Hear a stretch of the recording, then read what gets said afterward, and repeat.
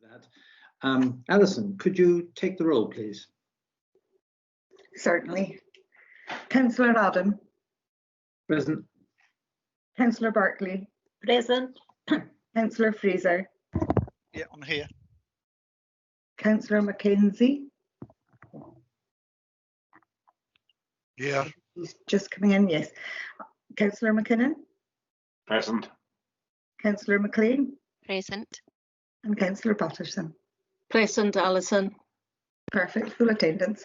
Thank you. Thank you. Any declarations of interest, members? Okay. Minutes. Anyone got any comments on the minutes? Could I ask someone to approve the minutes? Yeah. And the seconder? Thank you, Angela. I think they were approved at the full council, was it not? It's They only for were- noting. Oh, Yeah. sorry, we are just noting. For noting. Oh, fine.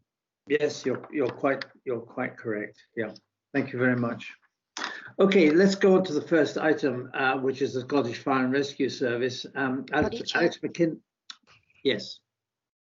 Sorry, I just wondered at the bottom of page 8, where we talked about having community group workshops. I take it they'll all be delayed, but who's going to pick up on that to make sure that it does happen? You know, from the minutes, sorry.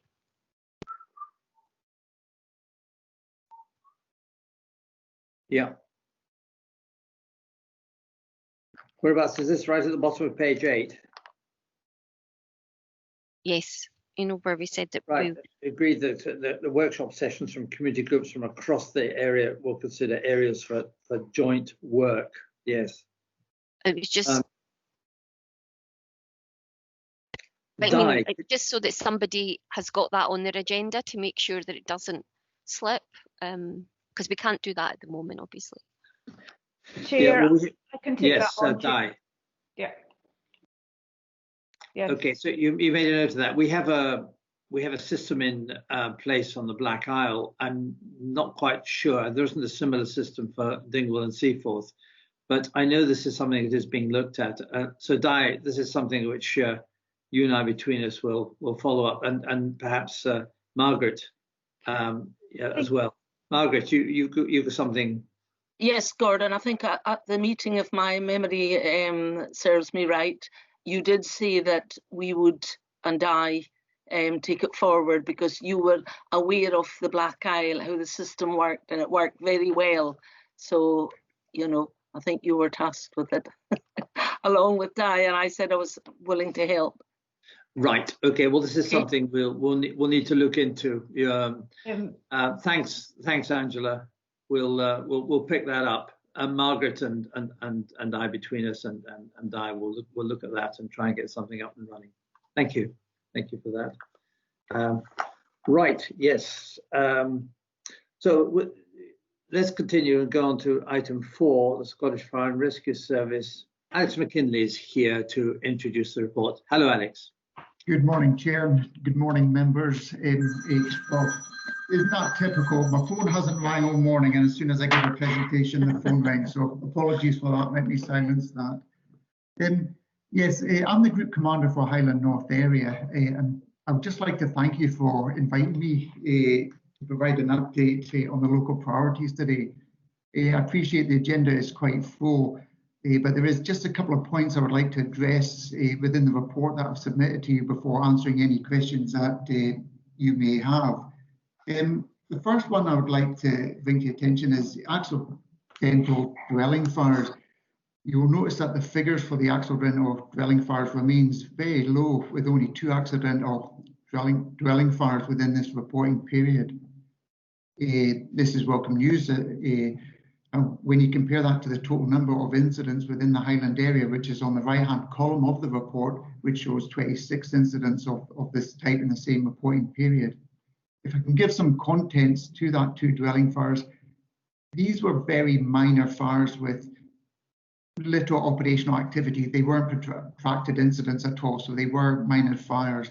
However, the local managers will continue to work with will continue with a commitment in reducing these figures. They won't just rest that we've only got 2. They will continue in driving down dwelling fires with home fire safety visits, etc. If we can go then to the figures for deliberate fires, which is up slightly from previous years. Now, this may be attributed to the predicted seasonal activities which you get in wildfires at that time, or it might also be attributed to the travel restrictions imposed by COVID-19, with many people opting for stay-at-home vacations and enjoying camping holidays. Again, if I can give some context to the type of fires that have been experienced, even though they're slightly up, these were predominantly outdoor, grass and refuge fires.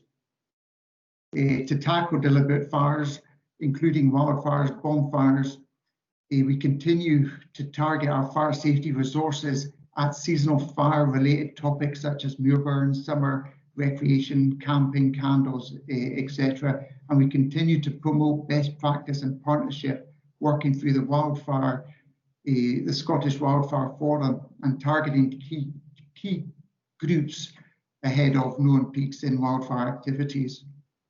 If we go into special services, and predominantly RTCs, shows an increase from the previous reporting quarter. However, there has only been 4 incidents, which is considerably a good considerable reduction within the same period last year. And again, this can be attributed to non-essential travel restrictions due to COVID-19. And again, if I can put some contents on that for RTCs, these were relatively low impact, low speed incidents with crews not requiring to physically extricate anyone from the vehicles, but just to make the scene safe. The local managers and crews will continue their commitment to work with our partners on road safety initiatives, and the local district manager will be leading on this. I would also like to bring your attention to the unwanted fire alarm signals. The figures for false alarms, fire alarms are higher for the same period in previous years. A number of these have been repeated attendance at a few premises, so our prevention and protection department have been supporting our district managers to help reduce these figures in partnership with the premise holders. And again, the local managers will continue to regularly engage with the premises and business owners to reduce these.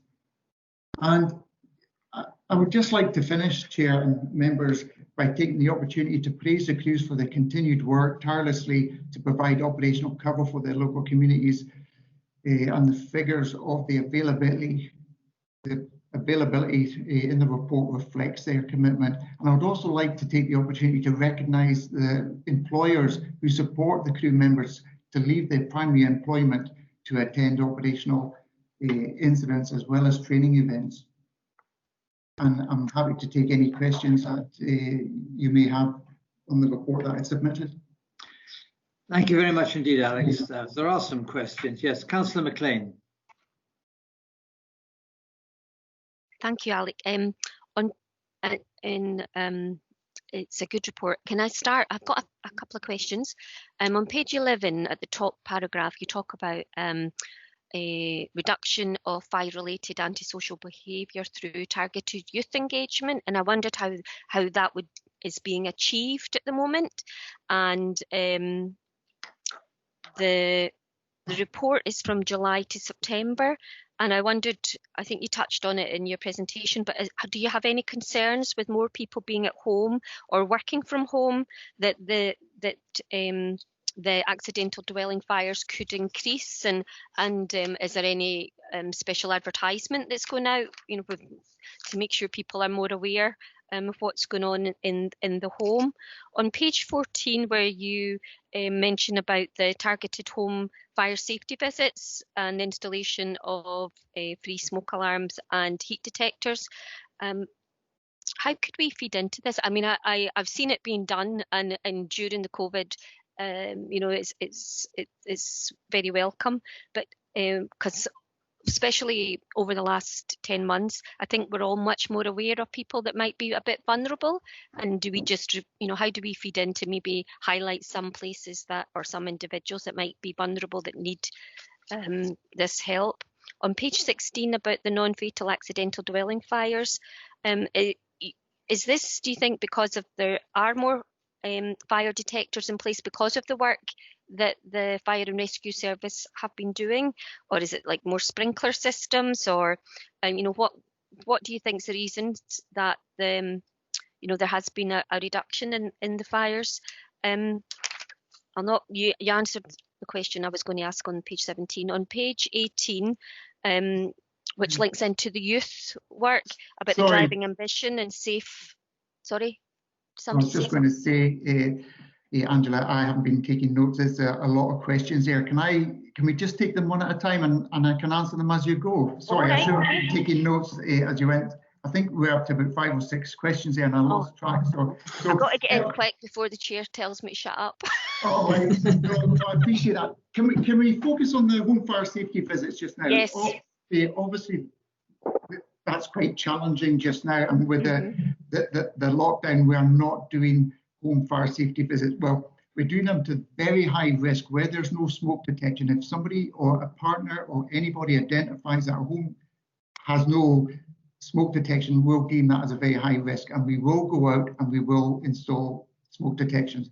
The other group of people that will do a home fire safety visit, if it is crime related, if we get a report where there might be fire due to crime related, we will do a home fire safety visit. But unfortunately, all other advice has to be done remotely via telephone.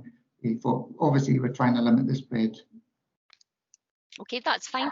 My first question was on page 11 about the reduction of fire-related antisocial behaviour through targeted youth engagement, and that links into page 18, which talks about the driving ambition and safer Highland. And a lot of that work is not happening at the moment because of COVID and other things. So how has this been achieved during the COVID lockdown? How are you able to engage with young people and highlight the issues? To be honest, since the local lockdown, obviously we haven't been able to get out. We haven't been able to visit schools or youth groups to do that. Unfortunately, it would just be too high a risk for us to put crews out to attend these groups. So it hasn't been managed at the moment, but we are engaging with the partners, and as soon as restrictions are lifted, we will be engaging fully again. Okay, and I'll not go over the other questions, but what I maybe concentrate on is page 20, station availability. Yes. And I wondered, is it still the case that the volunteers that are volunteer firefighters that they still have to do, is it 210 hours training a year? I can't remember off the top of my head. And is that affecting your recruitment, the amount of time that volunteers have to give up? Because although one appliance in Dingwall was 100%, the second wasn't. And I have seen them out, and, you talk about in the commentary what the crew are doing, and it's so varied.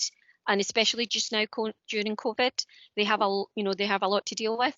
And I wondered, is that, putting any strain on the service?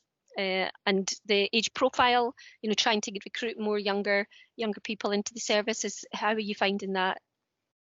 And that'll be my last question. You'll be glad to know I'll not go over the other ones. No, Angela, I actually welcome these questions, and I really do appreciate your interest. And you've now got my email address, and I would welcome if you do have any questions after this, you can contact me anytime, and I'll be happy to have a discussion with you. And perhaps once COVID's lifted, we can meet face to face and have a coffee. But with regards to the actual stations just now, as you can appreciate, it is very challenging times. Recruitment is still going ahead, although when it comes to fitness and medicals, it is proving challenging to conduct fitness tests and medical tests safely without putting anyone at risk. But I can assure you, recruitment is still going ahead. Availability, I'm not that concerned in this area. It is remaining good. However, we have to remain focused just now with availability, because there is an increase in COVID-related illnesses just now. What we're doing to spread is we're putting each fire station and crews working in bubbles of 4 when they have to work, because that's the minimum crewing that will be on any appliance, and we are not mixing those bubbles.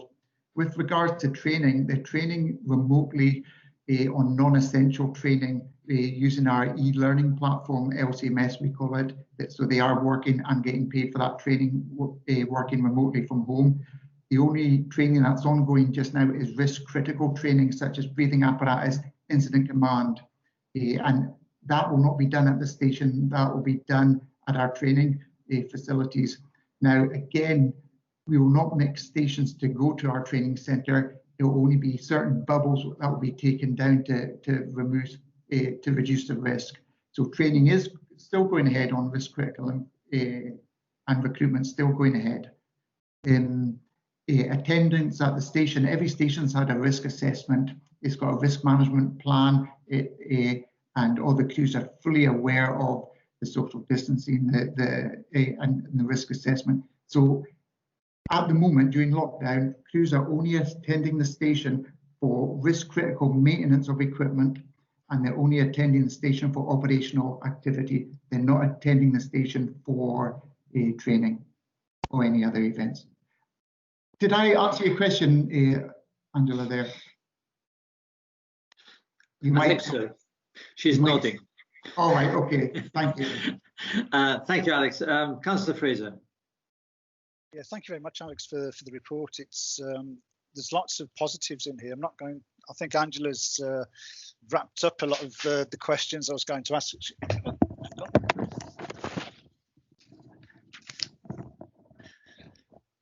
Sorry about that, drop my papers. What would be useful is when the graphs that you have, the bar graphs, if you look at sort of, let me pick one, page 18 special services, you can see there's a big reduction, which is obviously, as you say, down to COVID.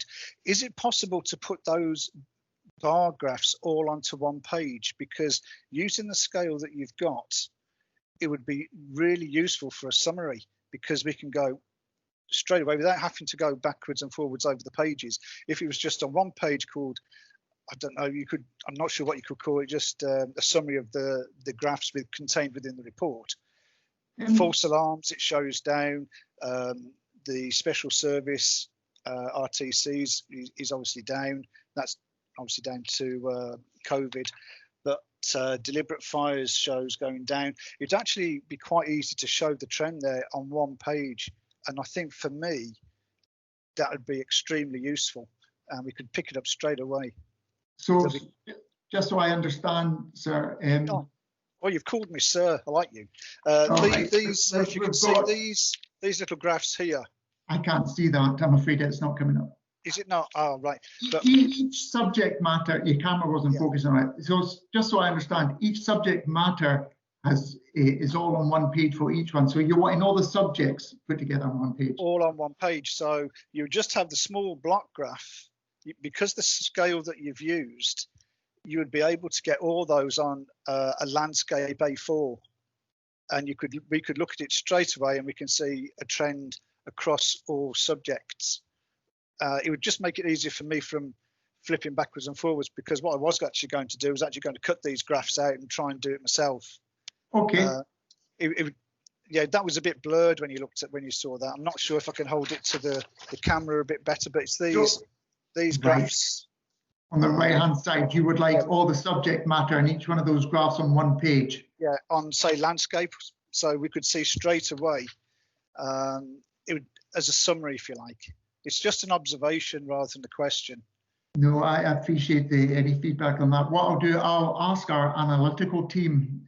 I'll be honest with you, I'd love to take the credit for the graphs. I get the information, but I'm not that IT, but I'll certainly ask the analytical team to see if that's possible for future.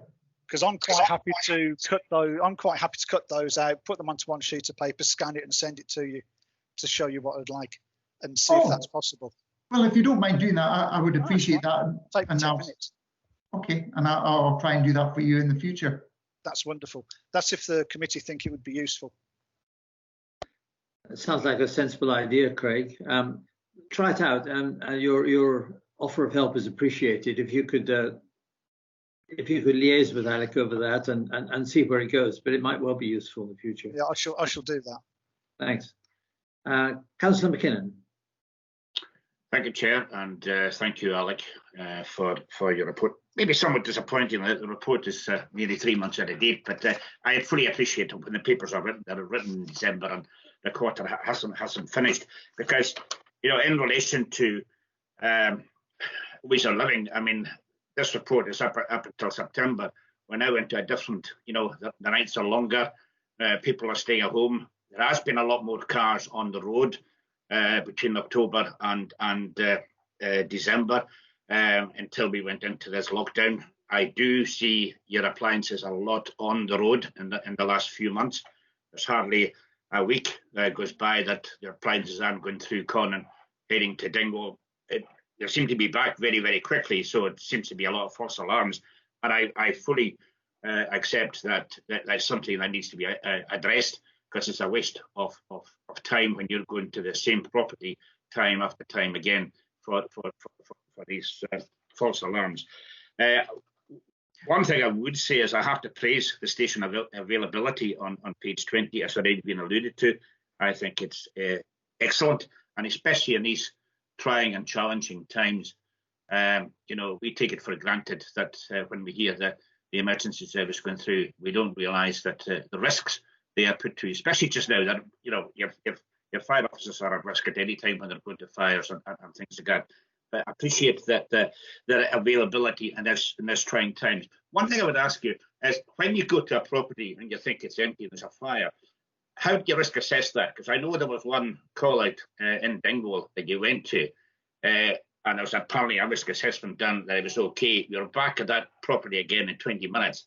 Thankfully, there was no damage after it. I take it, does the officer in charge make a risk assessment? How is that worked out, Alec?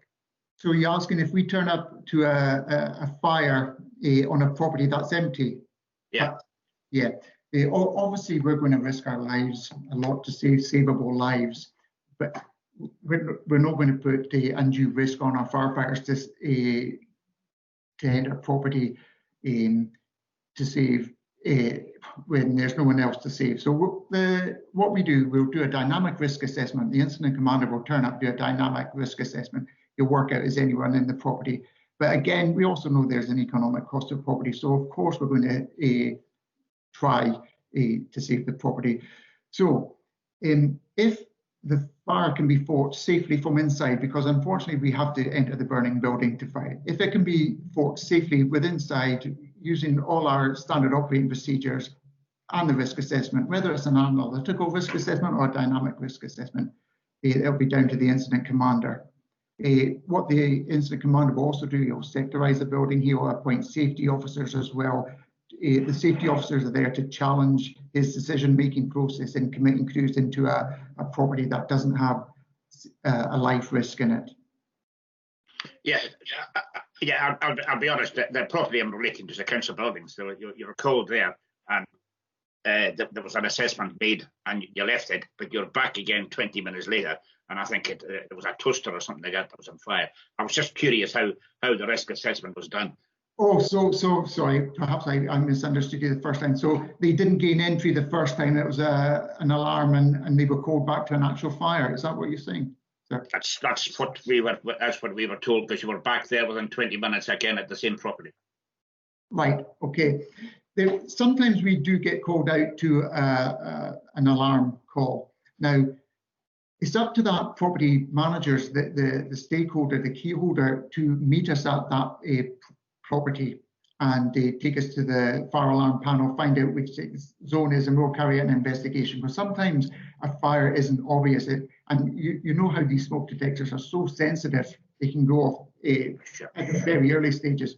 Now, a lot of these properties are secured, so what the firefighters will do, they'll do a complete recce of the building. They'll look in as many windows as they possibly can, but it's up to the a property to have a duty holder to meet us there and allow us in. If we don't see a fire, if we kicked in the door and forced entry every time, costing hundreds and sometimes thousands of pounds of damage, you could imagine the kickback the fire service would get. So we'll do everything we can to establish if there is a fire. If we see no evidence of a fire, we will not force entry at that stage until we start to suspect a fire. So, but I must say, it was a responsibility for any premise when an alarm goes off to meet us at that and allow us in. The only time we'll force entry if we can see an obvious sign of fire. So my apologies for going down the wrong path and answering your question the first time. Yeah, no, that's fine. I appreciate that, and I appreciate it's up to the property owners to have an RPO that is there and can get access. Thank you for answering that, and I appreciate it. Thank you. Councillor Patterson. Thank you very much, Chair, and thank you very much, Alex. That was an excellent report and a very clear report. I'm not going to bombard you with questions because I think most of the report is self-explanatory. And anyway, any question I was going to ask has already been asked. So I'm more to say, and you know, when Alistair was speaking about the council offices, but it might have been a sheer coincidence that you had to be called out a half an hour later because, you know, the toaster, somebody decided to make toast. So it's a difficult one for you to answer. But I know that every day a fire engine passes my gate, and it gives me comfort because I know that you're there and ready, and we're very grateful to have you. And you know, afterwards I hear there's been a road accident, so I think most of the time that's what you're helping with. And it's nice to see that there's so many available to go out. I mean, Dingwall 100%, 87%, Fortress 95%. I think that is tremendous because there must be some of the fire workers that are shielding or, you know, just cannot be there. So I think that is amazing. And I'm also happy to see that there's 2 females in Fortress. We still haven't managed to get one in Dingwall, but thank you very much for your report. It's very good, and pass on my thanks to all of the staff that you will be talking to because we would be much worse off if we didn't have you. Yeah, it's wonderful. Thank you. No, thank you, and I certainly will hand on your appreciation and thank you for that. Thank you. Yes, thank you, Margaret, and I second that appreciation. Thank you, Alec. As a matter of interest, are your team getting involved in the rollout of the vaccination, of the COVID vaccinations? Absolutely. We have a number of stations, we've got a number of stations just now doing the testing. We've got Ullapool, Dornoch and Thurso rolling out testing. There is a early request, are we available to assist in vaccination? We're using some stations in vaccinating paramedics. Instead of calling all the paramedics into Inverness to get vaccinated, we're doing them at fire stations. And that's predominantly because fire stations are COVID secure, our risk assessments. That's what we do. We're very good at risk assessments and securing buildings, and it is so we are doing them at paramedics. I would suspect in the future there will be a request from the NHS to use more fire stations for vaccinations, yes. And we're happy to help. That's good to know. Thank you very much indeed for coming along, Alec, and for your report. It's much appreciated. Thank you very much. Take care. Bye now. Bye-bye. Okay, we go on to the Roads Capital Programme. I imagine that's Ian Moncrief who will introduce the report. Sorry, there we go. I've got big fingers and there's small buttons on my screen, so apologies for being muted there. First of all, another apology for not being able to discuss the programme at the Ward Business meetings prior to this committee. This was basically due to like time constraints. This year, as you probably imagined, coronavirus has impacted on us quite a bit. First of all, it deferred the capital budget due to concerns over the virus transmission.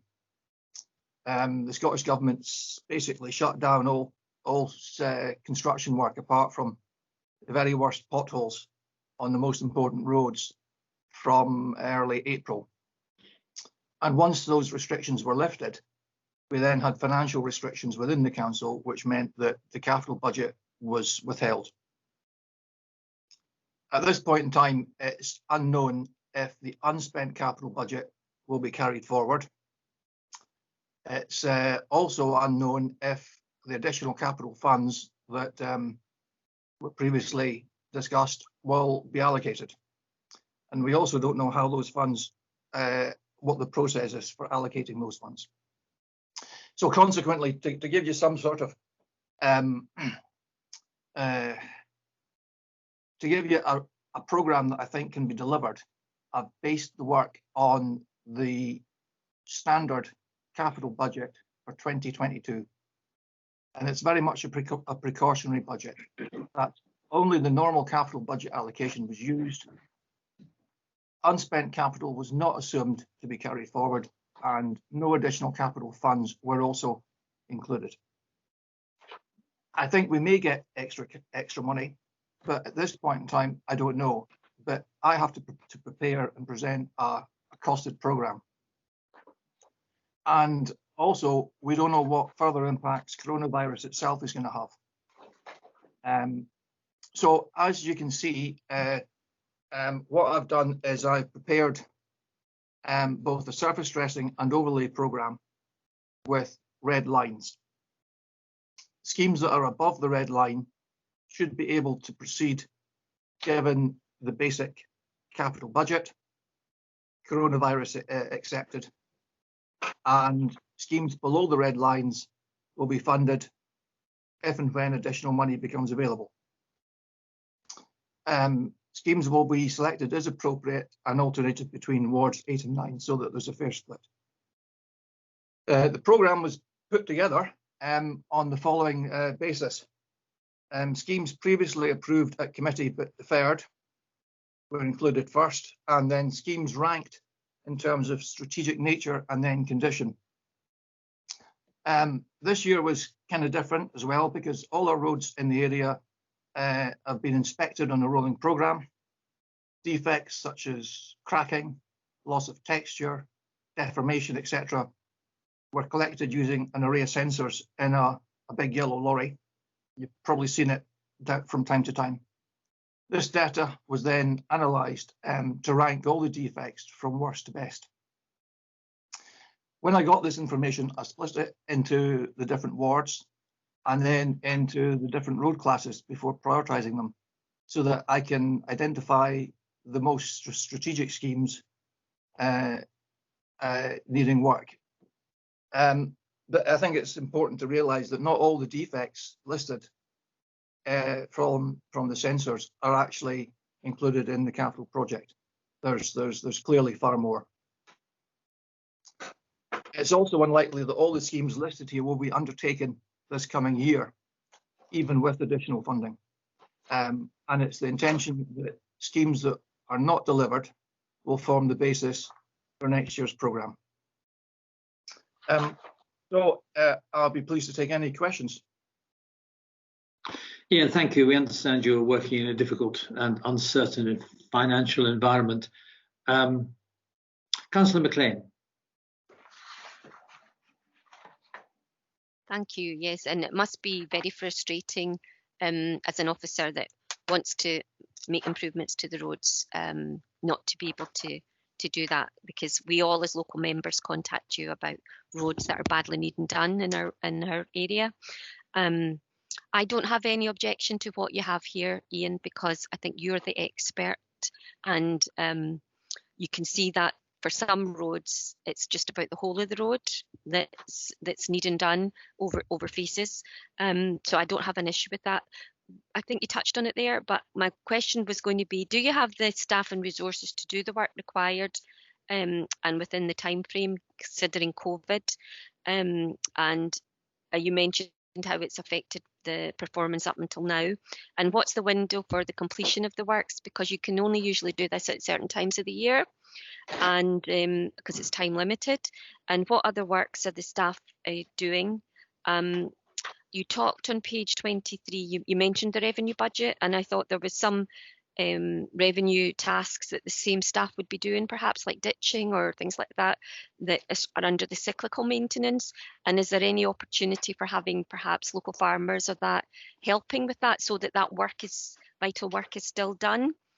And if this extra money that you say does come ahead, will it be deferred, as you suggest, until the following year, or will we be using other contractors to do some of that work? Would you know? Thank you. Shall I take all the questions and then answer them, or do you want to? I think you better, otherwise we'll lose track. I've already got about 5 questions there. Thanks. Okay.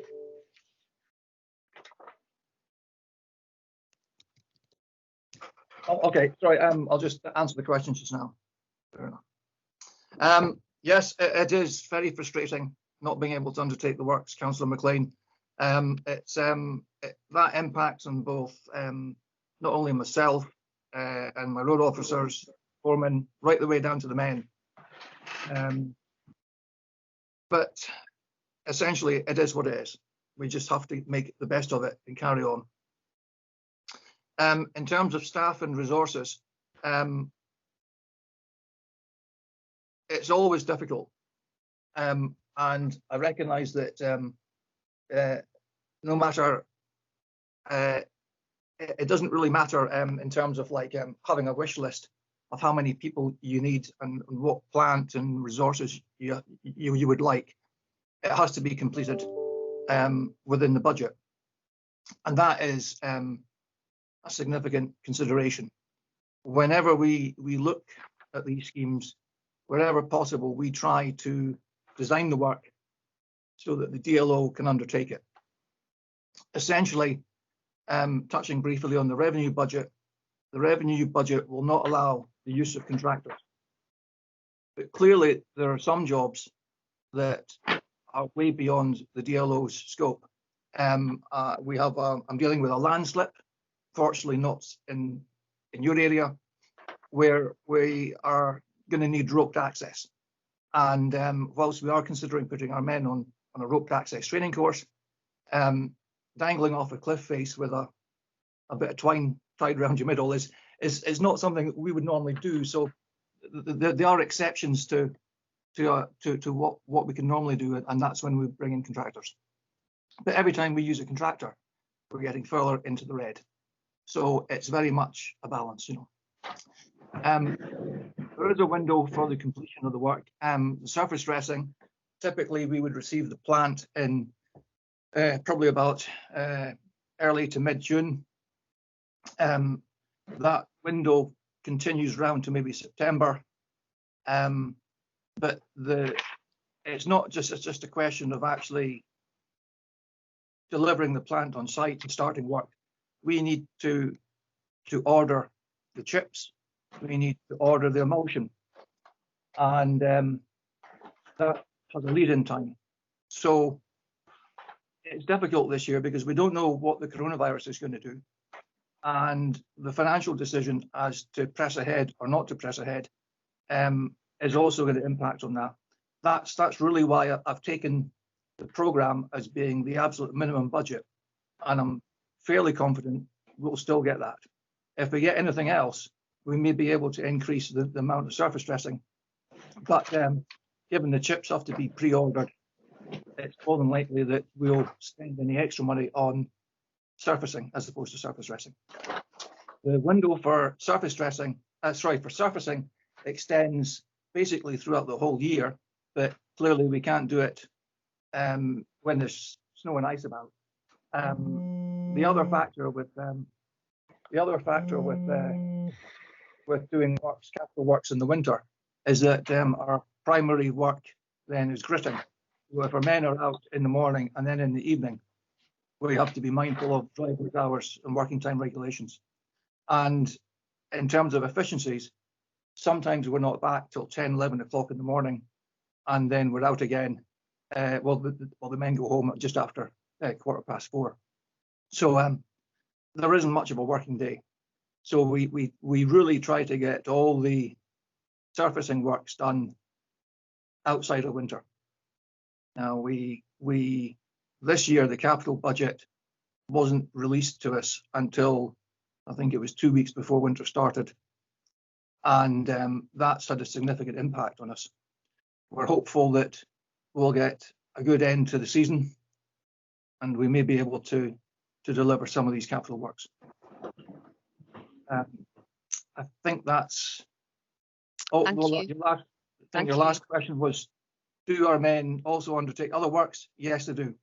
We also have to fit this in with ditching, potholes, grass cutting, and everything else. So. Thank you, Ian. Councillor Patterson. Thank you very much, Chair. Yes. Good morning, Ian. And I agree with you, Ian.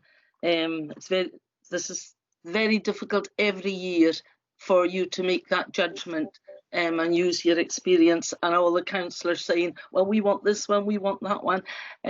So I take my hat off to you, and my sympathy is with you, because this is the worst year and it must be very difficult, and I'm sure the weather is not helping.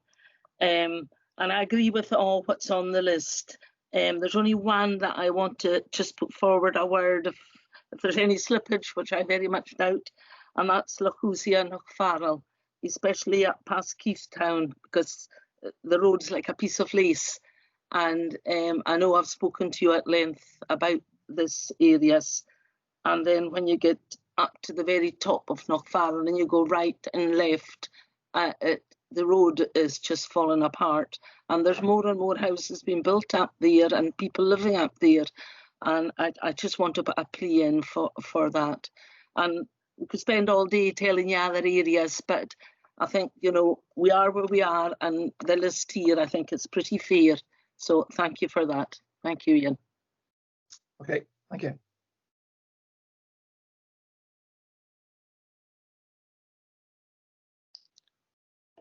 You're on mute, Gordon. Councillor Mackenzie, sorry. Thank you. I too, Ian, have sympathy for the situation you find yourself in, but I am in no position to be able to endorse approval for this programme whatsoever. And most of it, my reasons for that are explained in what you've said yourself. When area committees were reintroduced, one of the aspects which was most lauded was the ability for area committees to decide for themselves, and in this instance, and it's not just this year, we are not really involved in that process at all, from the delegation of budgets to decision making to even discussing what sort of schemes we would want. And the reason I can't approve this today is that I don't know what I'm approving. And you've said that yourself. We don't know if our unspent capital budget is going to be available to you. You don't know how much money you've got. You don't know how much money you're about to get. You don't know if it'll change. So how the hell sorry, I didn't mean to say that. How can we possibly move forward in terms of approving something when we don't know what we're approving? And that's emphasised there by what Margaret was saying. Margaret quite rightly has projects that she wants to see going forward. I'm sure we all have, but at no time have we been able to discuss that. And there is absolutely no reason why we shouldn't have had a word discussion on that. And while I'm at it, let's deal with the allocation of the budgets. If it's possible to get down to the level of that you have gone, then it is. I can't see any reason why it's not possible to allocate budgets on a ward level.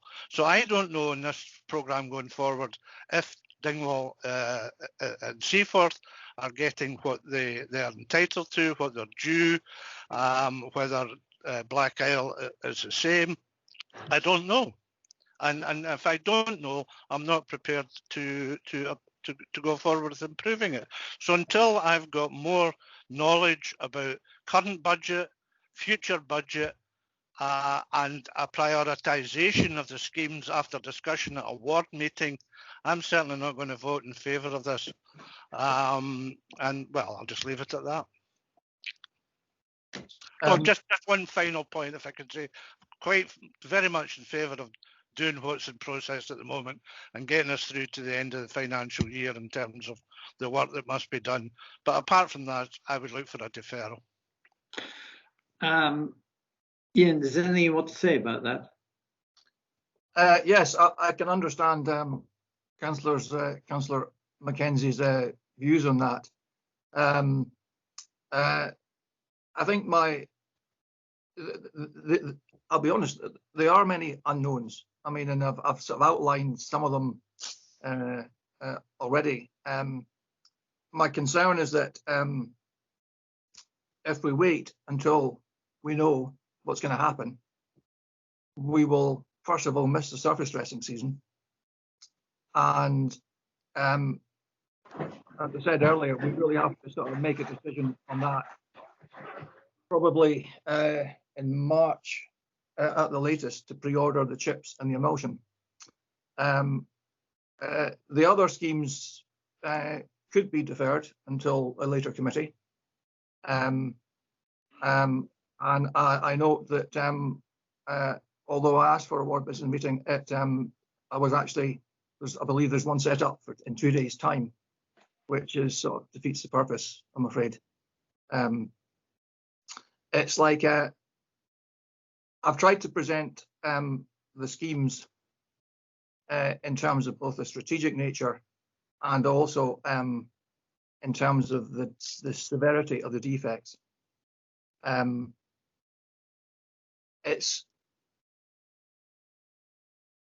I would suggest that that if we defer it, then it may not be at the next cycle, it may be the following cycle until the budget is set.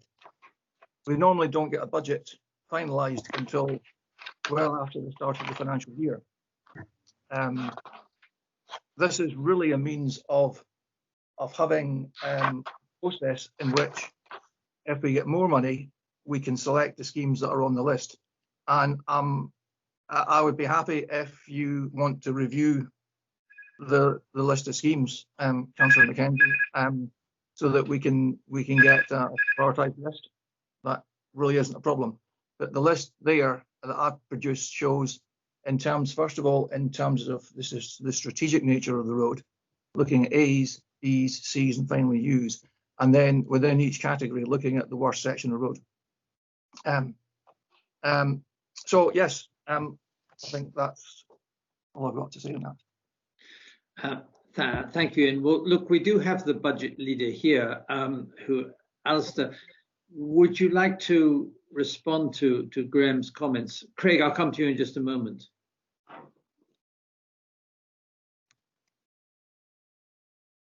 Sorry, thank you, Chair. Yes, I can respond. I think I do align myself with Councillor Mackenzie's comments, because this report was actually produced in September last year. Now, a lot has happened since then. I mean, at a recent meeting there, we noted a reprofiled capital programme, which sees an extra £20 million being invested in the roads. Now, we need to discuss that at a ward level. We've discussed it in the past. We need to see, as ward members, both for Black Isle and Dingwall, are we getting the right percentage that we should?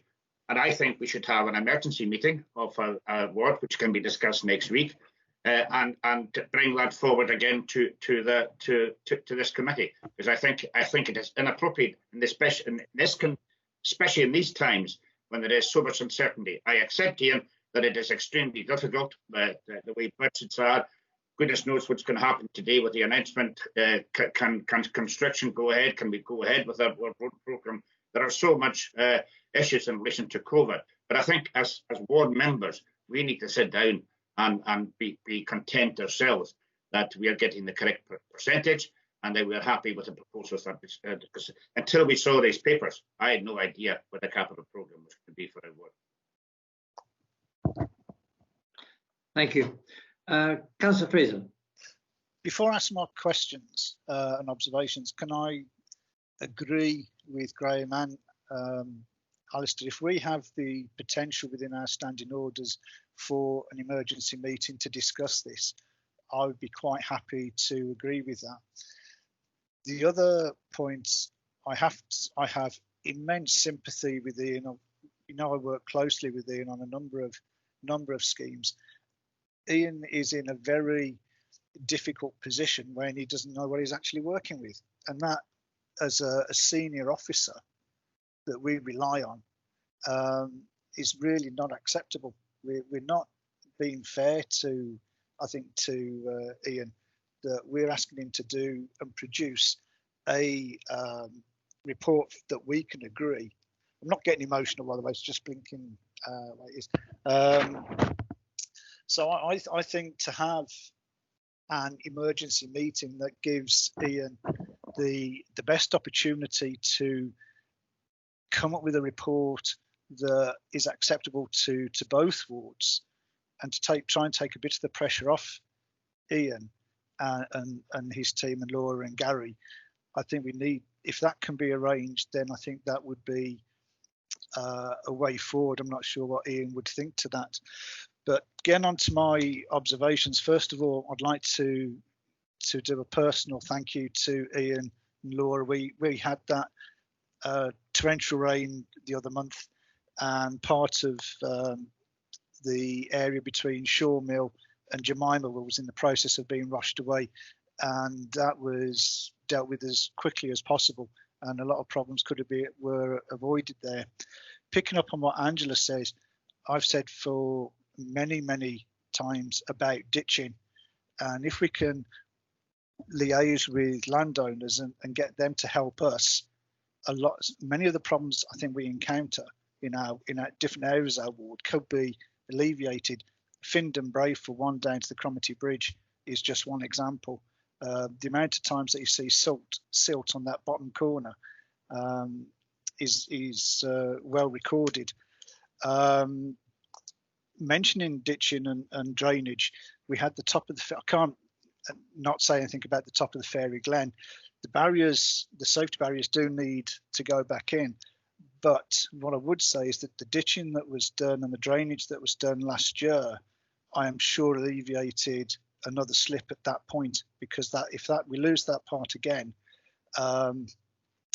locals are going to have a huge detour, which Ian knows. And the other two points I'd like to raise is, this is for consideration at a later date, and probably not for this cycle, is the Fortrose High Street from the IV10 heading out towards Och. That road surface is in a very perilous state. And the other one is Och High Street by the post office. That, if I remember rightly, nearly sank the other year, and we had to get some emergency repairs because the road was going to disappear by about a metre. And I think Ian and some of his team were out there. But that's what I'd like to say at the moment. And obviously the other one is a Cromarty issue, which I'll pick up with Ian via email.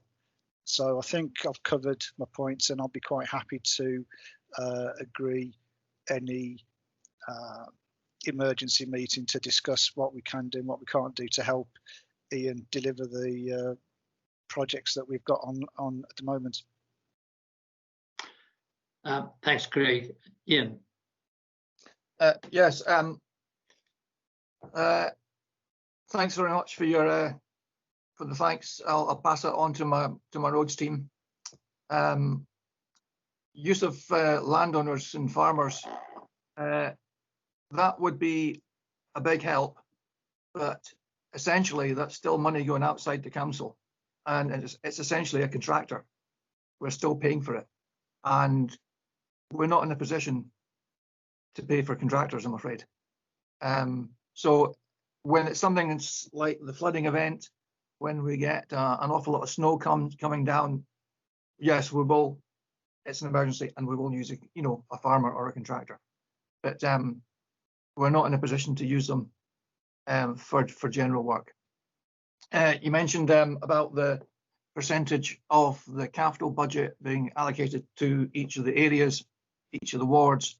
The roads budget is split on the road network length in each ward against the whole of the Ross and Cromarty budget. Once I get that budget, I then select the schemes that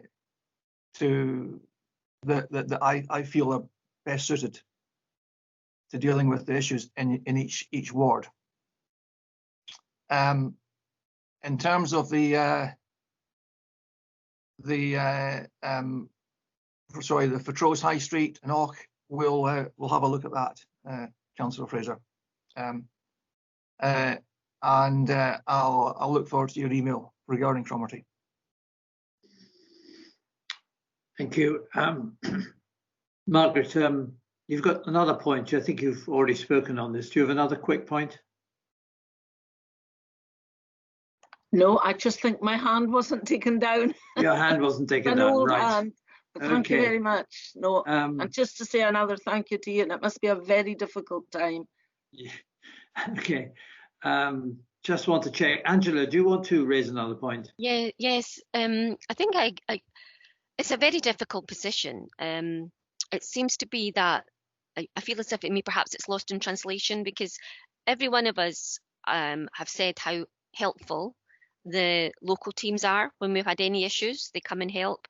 And although we don't have the final details of the budget, as Ian said, he did, I took comfort from 5.2 where he said 28% of the budget should come to us. And I think we should, well, I'm taking, if the recommendation is to go ahead, then I'm happy to second that.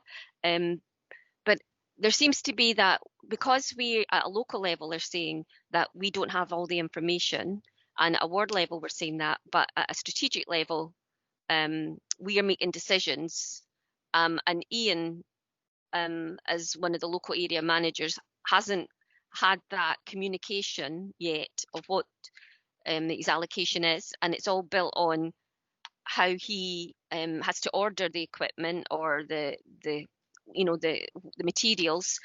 There is a time limit on some of what this can do, and even after if we do decide to delay this and wait till we have a special ward meeting, it still has to come back to an area committee for us to make the final decision, which is only delaying what's probably in this list already. And if there is extra money coming, then that's where the other projects, I think, would come in. So thank you, Chair. Thank you. Councillor McKinnon. Thank you, Chair. I would just like to reiterate again what my fellow members have said, just to thank the local team, Laura, Gary, and the teams. They've done a remarkable job over the past, and they always do, over the past number of months. They're out there, rain, hail or shine, and it's been hail and sleet and snow in the last wee while. And it has been encouraging to see that there is additional money being put there for gritting. I accept that you do have issues in relation to staffing, shielding, etc. But I've asked this question before, Ian. Have you got enough, or are you splitting some of your staff between Westerlos and ourselves? I sometimes feel that sometimes that us in Dingwall and Seaforth anyway, I'm not so sure about the Black Eye, but in Dingwall and Seaforth, we're losing some staff to the Westerlos. I asked it, I think, at the last area committee meeting, do you have, at the moment in time, do you have sufficient staff to carry out your duties, the duties that are expected of you? I accept, Ian, that there are issues in relation to the budget, and as Angela said, you probably haven't been fully appraised of the decisions that we actually took at the full council meeting last Thursday. Hence the reason I think that we should have another discussion. That's my own personal feeling, that we should actually ensure that as ward members, we're content with that. And if we have to have a special area meeting to get this through, I would rather have that, because I just feel that as local members, we've got to be satisfied. In previous years, we've always had a discussion to ensure that we're happy with things. And I'll see what the rest of my colleagues say. Thank you. Thank you. Ian, do you want to respond to that? Yeah. All our positions, vacant positions, have now been filled, Councillor McKinnon. We now comply with the driver's hours regulations. which is our main issue. We just comply. We have an aging workforce. As our employees retire or are often long-term sick, that puts a pressure on us. It's especially a pressure just now. We only have one member of staff shielding, but at the last lockdown we had, I think it was 5 members shielding. I think it's important to recognise that no, we do not have enough staff to do all our duties, but it's also important to recognise that it doesn't matter how big the wish list is. We have to work within budget, and essentially the budget is set. We are looking at training more members of staff to do different things. In fact, today I have the office staff out filling in potholes. And in the last month, I had a road officer driving a gritter. Whatever it takes, we just keep the wheels turning. But it is difficult sometimes. We need the capital work to balance the revenue budget. But equally, the more capital work we do, the less revenue work that we can undertake. And there's still grass verges needing cut, drainage stitches needing cleaned out, and basic potholes needing filled. It is a balance, and it's just trying to find that balance to move forward efficiently. Thank you. And personally, as far as the Black Isle is concerned, I've been impressed by the number of ditches that have been cleaned out and the number of stretches of roads that have been repaired. It sometimes takes time, of course, we understand that, but I think all the critical areas, not all the critical areas, but certainly many of them have been dealt with, and I would really like to commend you and your team for doing that. Councillor Mackenzie. Yeah, for the avoidance of doubt, and to be clear, at no time have I ever expressed any criticism of the local team. I think they do an amazing job, and as recently as a couple of weeks ago, I specifically mentioned that to the Chief Executive because of the work that the officers in Dingwall have been doing. So just be quite clear about that.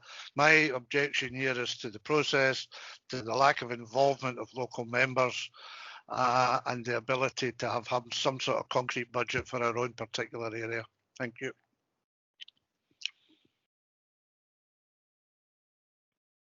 Yeah, Councillor McKinnon. Right, maybe that's an old hand, Chair. That's an old hand. That's an old hand. Okay, just a point of clarification, Ian. Well, actually, first of an observation, and I brought this up before. It's the question of the road at Drumsmittle, which has been trashed essentially by the Christmas tree lorries after you have repaired it a few months back.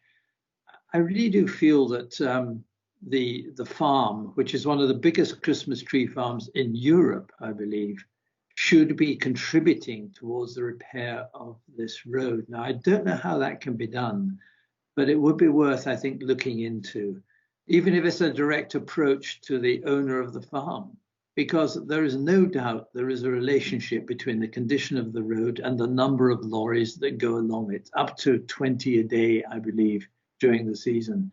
So I'd just like to make that comment.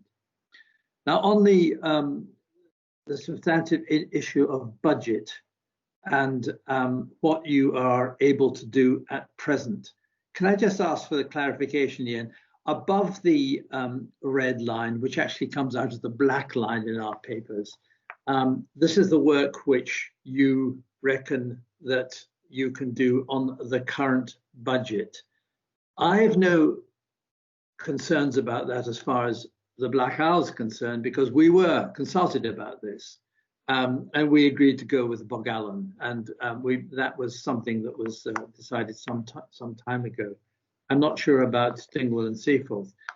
But as for all the items below the red line, are they going to be taken in that order if we get more money?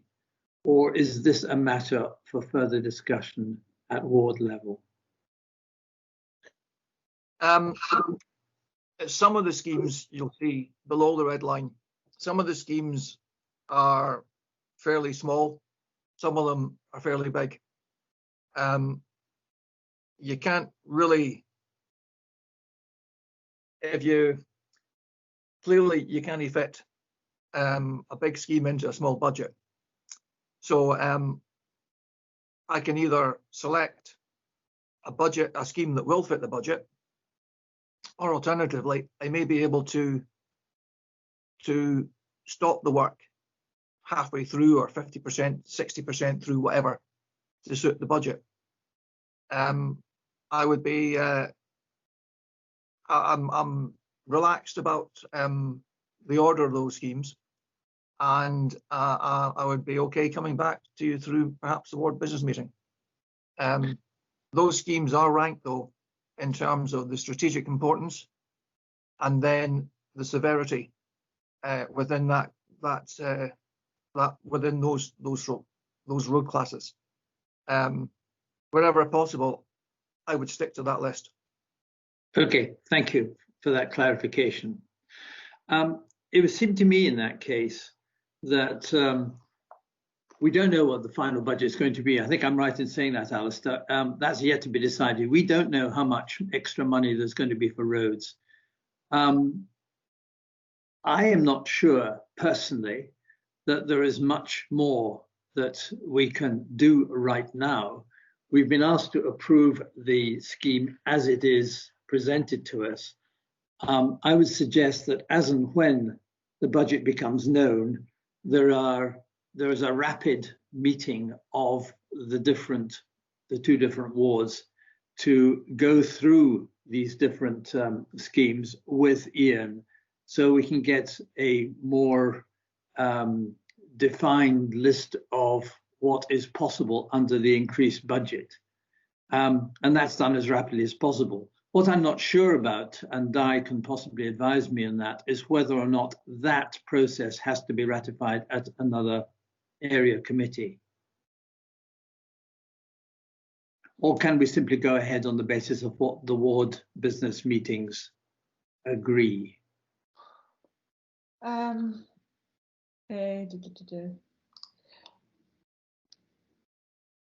I'm not entirely sure, but I think if you made a suggestion that you could homologate at the next area committee, or okay.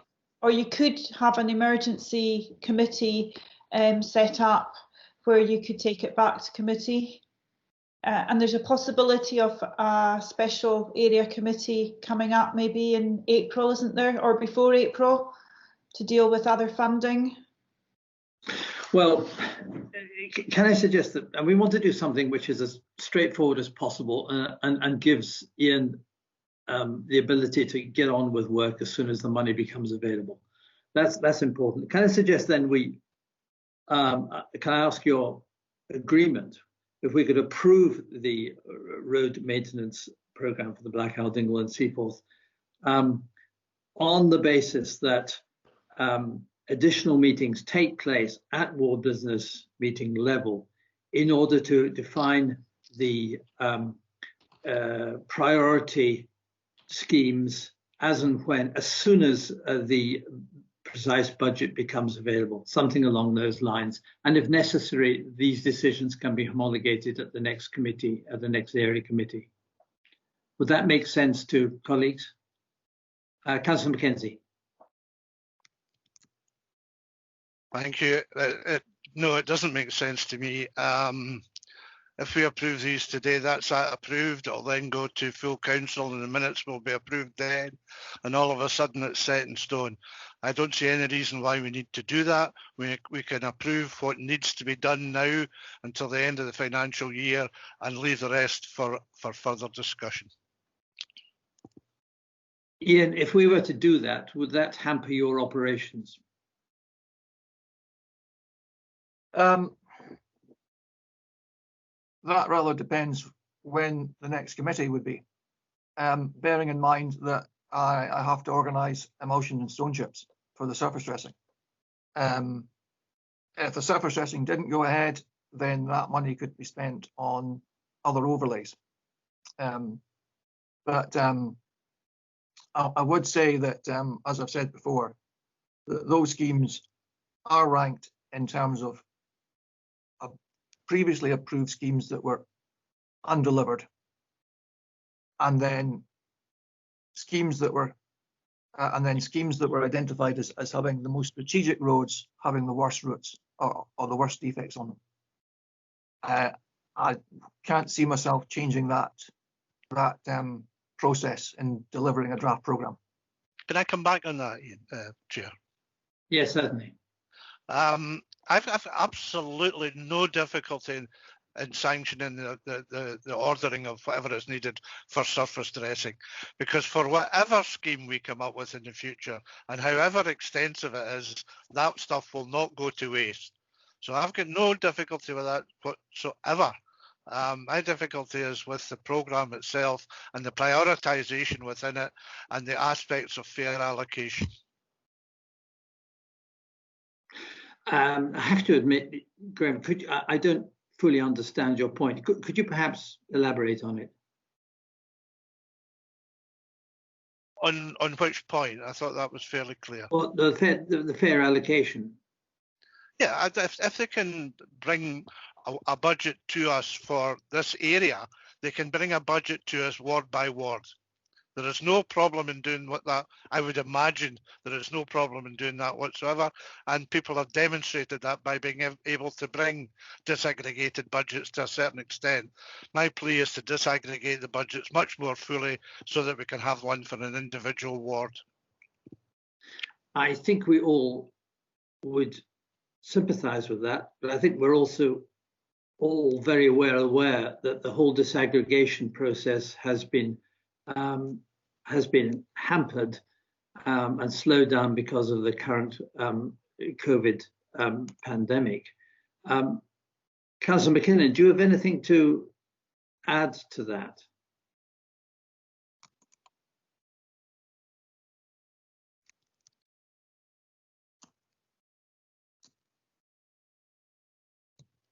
Sorry, Chair, couldn't find the mute button there.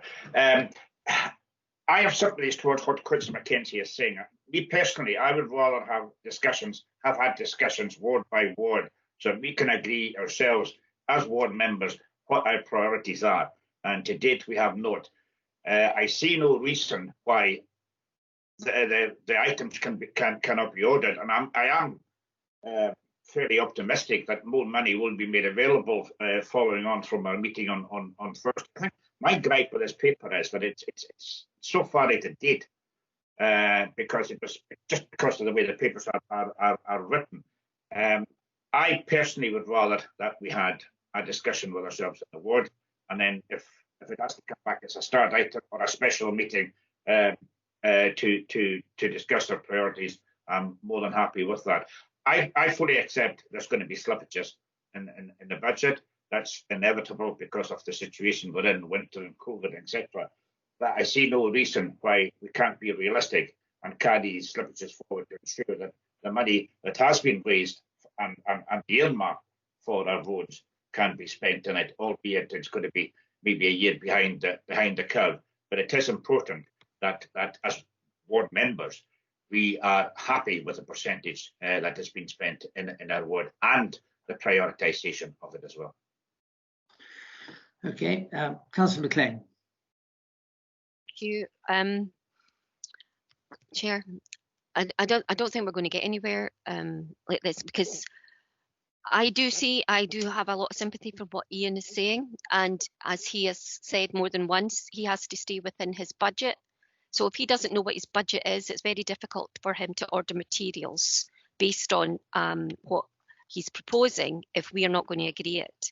So I wondered, as a way of a way forward, as it says that there's only one recommendation at 2.1, and I think from the discussions we've all agreed that those above the line are acceptable.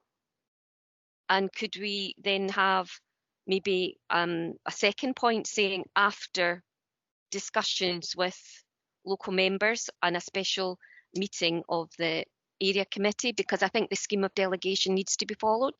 And I see Mark Rogers has joined us, and perhaps as the eco for the area, he could maybe clarify, because I feel that Ian's in a kind of catch-22 position here. We're asking him to do something that he can't do fully unless he knows what his budget is, and we're not agreeing the list until we know what our local budget is. So it seems to be we're at an impasse. Mark, would you like to pick that up?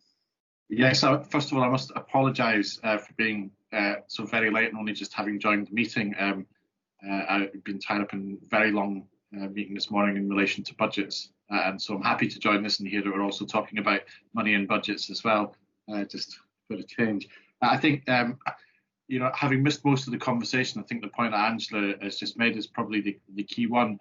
Whatever decision we take has to be consistent with budget standing orders. At the same time, I also agree with her points that Ian needs to be given clarity of direction about what he's being allowed to do or not to do in relation to the ordering of materials. And, you know, whatever decision members choose to reach today in relation to that is something that we will need to take away and address. But I think, and I did catch the end of what Ian was saying just as I joined, you know, Ian's been very clear about what the implications are of a decision not being taken. And so I think that's something that members need to weigh up in whatever final decision they reach today. Okay, thank you, Mark. Margaret. I was going to say along similar lines, we could be here all day, you know, coming to a decision. And at the end of the day, I don't know some of the areas that we're asked. I do know them, but I don't know how bad they are. Don't have the experience. Maybe to the naked eye, you could say, well, that road's in poor condition. But I just feel that Ian and his team have got that experience. And maybe what Angela said, that's a way forward at least, because this should have been discussed long ago, you know, ages ago, before it came to this meeting. You know, that I can understand, Graham, it's, you know, we've been landed with this, and it's difficult enough when we have to discuss it beforehand, trying to agree which is the best ones to go forward, because we all have roads that we think they're the worst. We need them to get done, you know.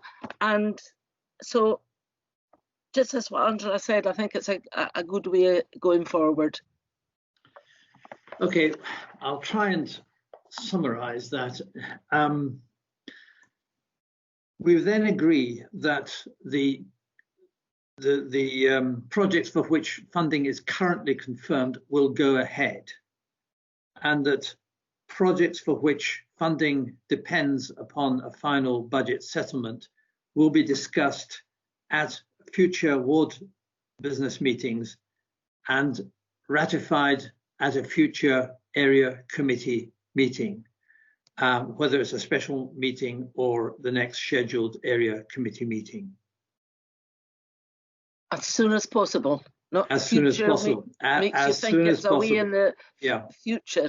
It's got to be done very quickly. All right.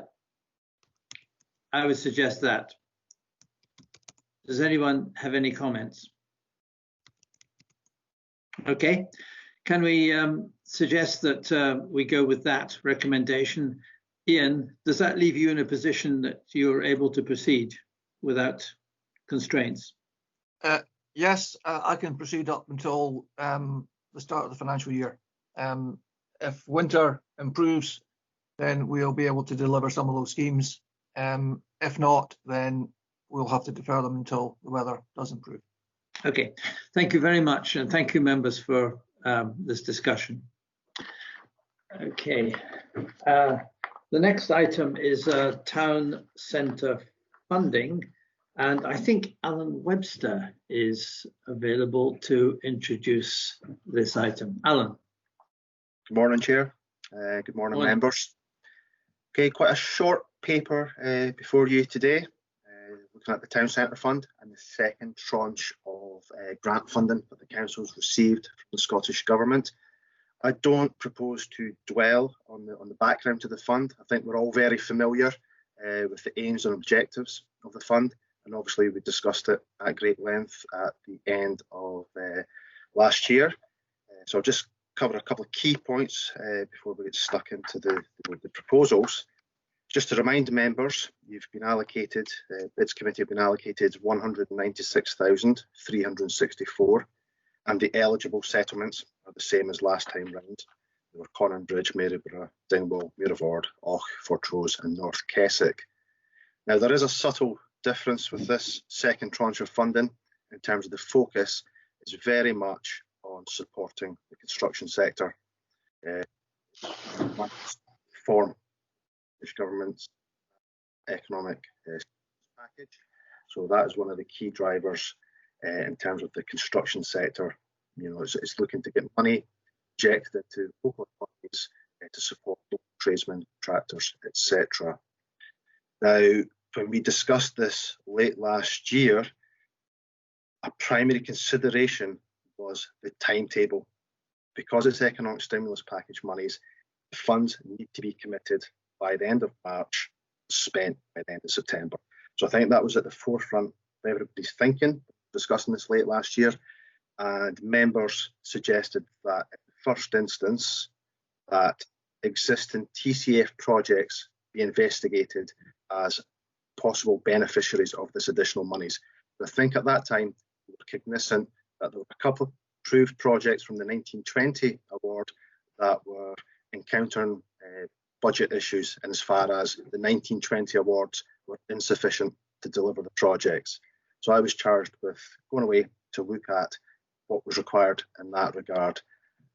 There was one particular project that I think we're all aware of that was encountering issues, and that was the Rosemarkie and Fortrose public toilets.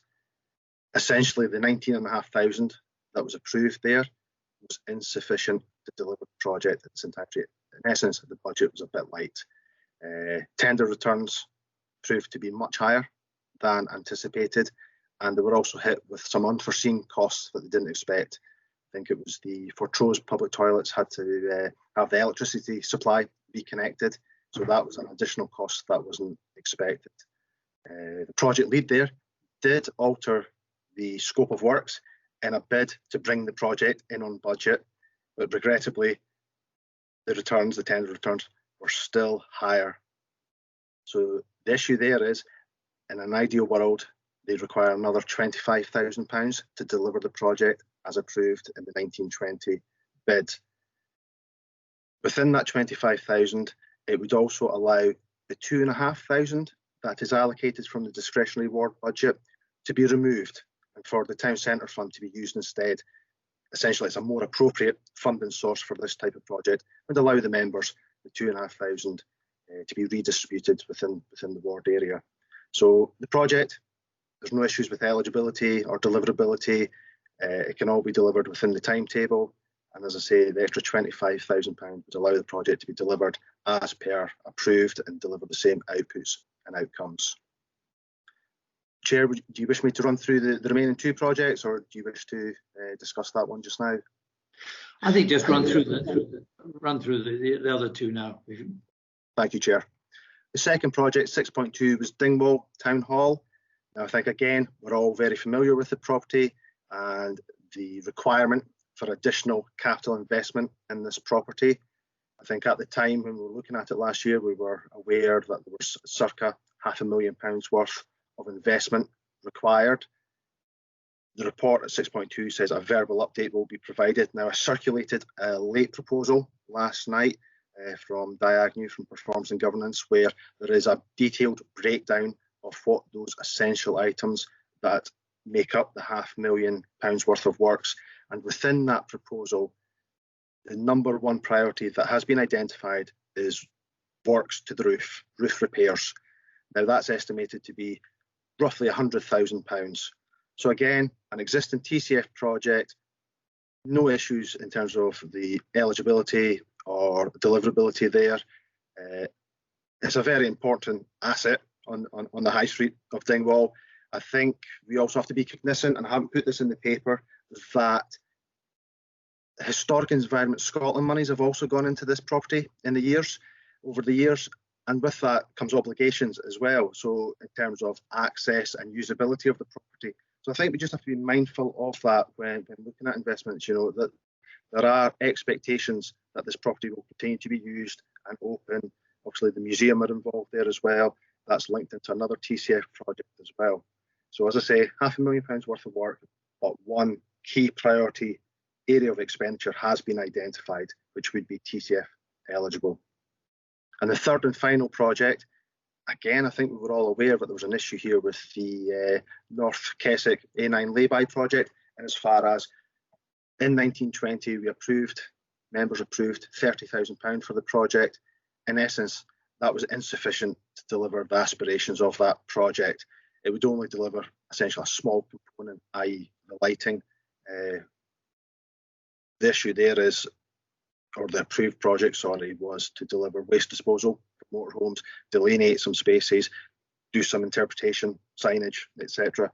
So we have an approved £30,000, and just this morning there was an email from the client on the project who has indicated that an additional £70,000 or so, which fits with the current projects and the TCF allocation, would be more than enough to deliver the project outputs as approved at 1920. So you have an opportunity today to invest the full amount of TCF allocated to the three projects. And what I would suggest is if the North Keswick lay-by does not require the full amount available, it could potentially be redirected to Dingwall Town Hall, given the scale and magnitude of the works required on that property. So that concludes everything I have to say at this moment in time, Chair. Thanks very much indeed, Alan. That's very helpful. Councillor Barclay.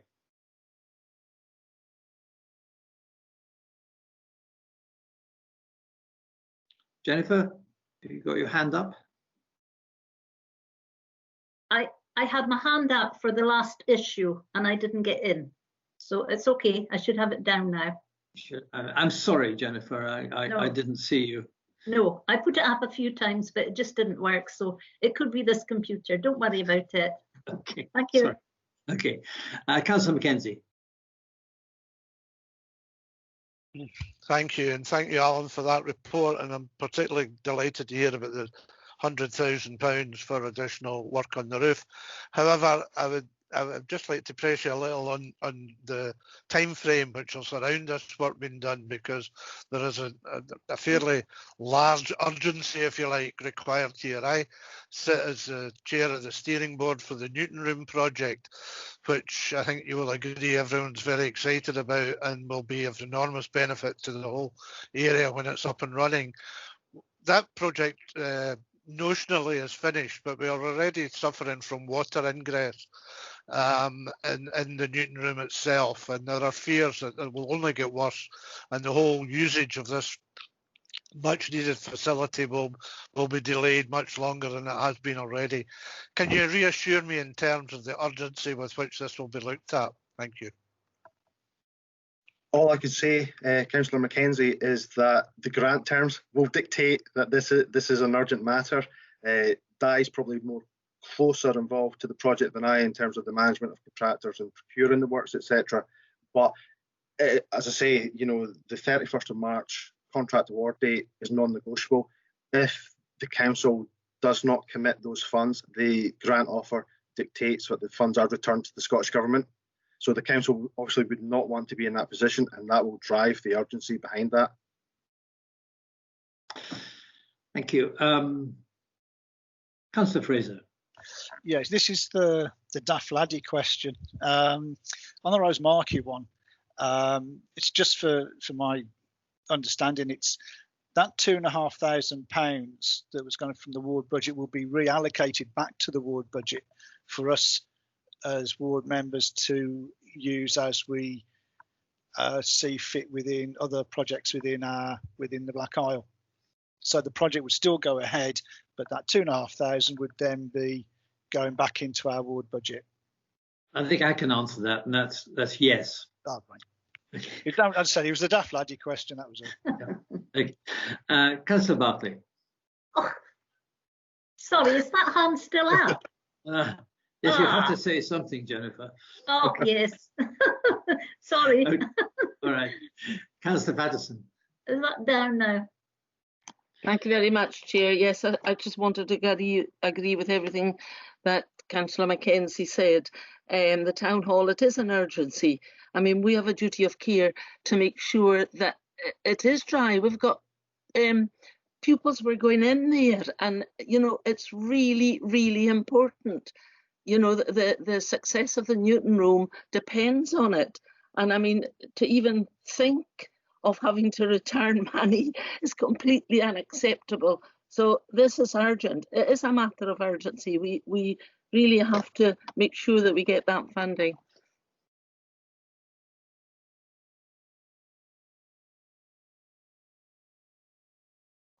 Councillor McLean. Thank you. I think, as Alan has indicated to the committee, he is responsible for the allocation of the town centre fund, not for the projects in delivering them. And perhaps that's something that Mark could pick up on, is the property. We as local members did get the update, as Graham and Margaret has mentioned. And, you know, this is a fantastic opportunity for Dingwall and for the wider area, for our young people having this Newton Room, and it has to be in a good condition. And I think that's something that perhaps Property Service could be looking at in much more detail to make sure that it is fit for purpose. Thank you, Chair. Thank you. Councillor McKinnon. Sorry, Chair. It's an old hand, but I would just agree with what my fellow members have said in Dingwall and Seaforth, Councillor Patterson, Mackenzie and McLean. The Newton Room is extremely important to us in Dingwall, and it has to be fit for purpose. So over to you now, Mark. Yes, Mark. Can you pick up what Angela commented on?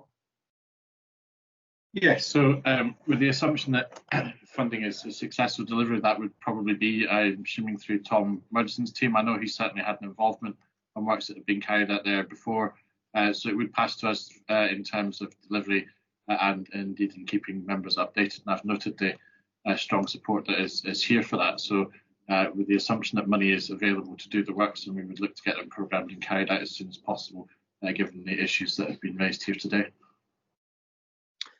Thank you. And thank you, Alan, for all your diligent work on this and your chasing up of contractors and so on, of clients, I should say, rather than contractors. That's much appreciated.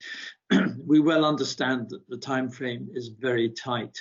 I'd like to say that both in the case of Resmarkie, Fortrose Public Toilets, and the Keswick lay-by, there's been quite a lot of progress been made over the past month or so in terms of getting more accurate estimates of costings and indeed considerable savings in the case of Resmarkie and Fortrose, who found a much cheaper way of reintroducing electricity to the Fortrose toilets. So that's all good news, and a lot of work is going on by in the case of Resmarkie and Fortrose volunteers, and in the case of the Keswick lay-by, Alistair Stewart from the council, and we're looking forward to, you know, both these projects taking off with the help of this valuable funding. Okay, I think what we're being asked to do with this is to consider and agree the proposed additional items of TCF expenditure. Do we have agreement on that? Yep. Agreed, yes. I can see nodding. That's fine. Thank you very much. Sorry, Alistair. Yes, agreed, 100%. Thank you. Alistair, there is your hand still appears to be up. I don't know if it's an old hand or not. No, it's not. It's been taken down. That's fine. Thank you very much, members, and thank you, Alan. Oh, thank you very much, members. Thank you. Cheers. Cheers. Bye-bye. Right, the next item is the Strategic Housing Investment Plan, and I think John McCarty is going to speak on this. John. Afternoon, Chair. Afternoon, members. Cold one, but at least it's dry. The Strategic Housing Investment Plan, the report that's circulated reflects upon what was agreed by Economy and Infrastructure Committee in November, which is basically an annual update of the Strategic Housing Investment Plan, or catchily titled SHIP, which is a document that we produce on an annual basis to direct and map out the investment opportunities within affordable housing for ourselves, the Highland Council, and our strategic housing partners. It's a 5-year plan, a 5-year rolling plan, which aims to deliver around 500 new affordable homes across Highland within a given year. That's mixed tenure, so that's mid-market rent, social rent by the council or housing associations, or low cost of ownership through shared equity.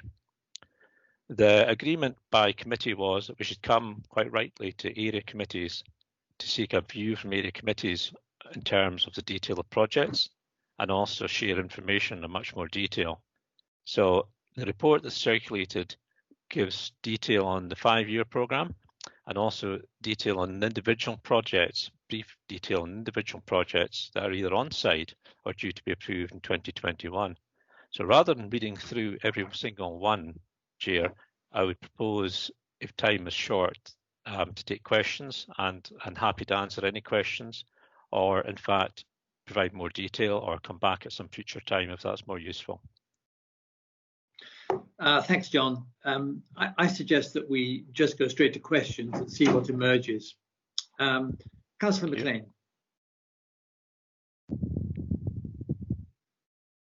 You're on mute, I think, Angela. Sorry, there. It's morning again, John.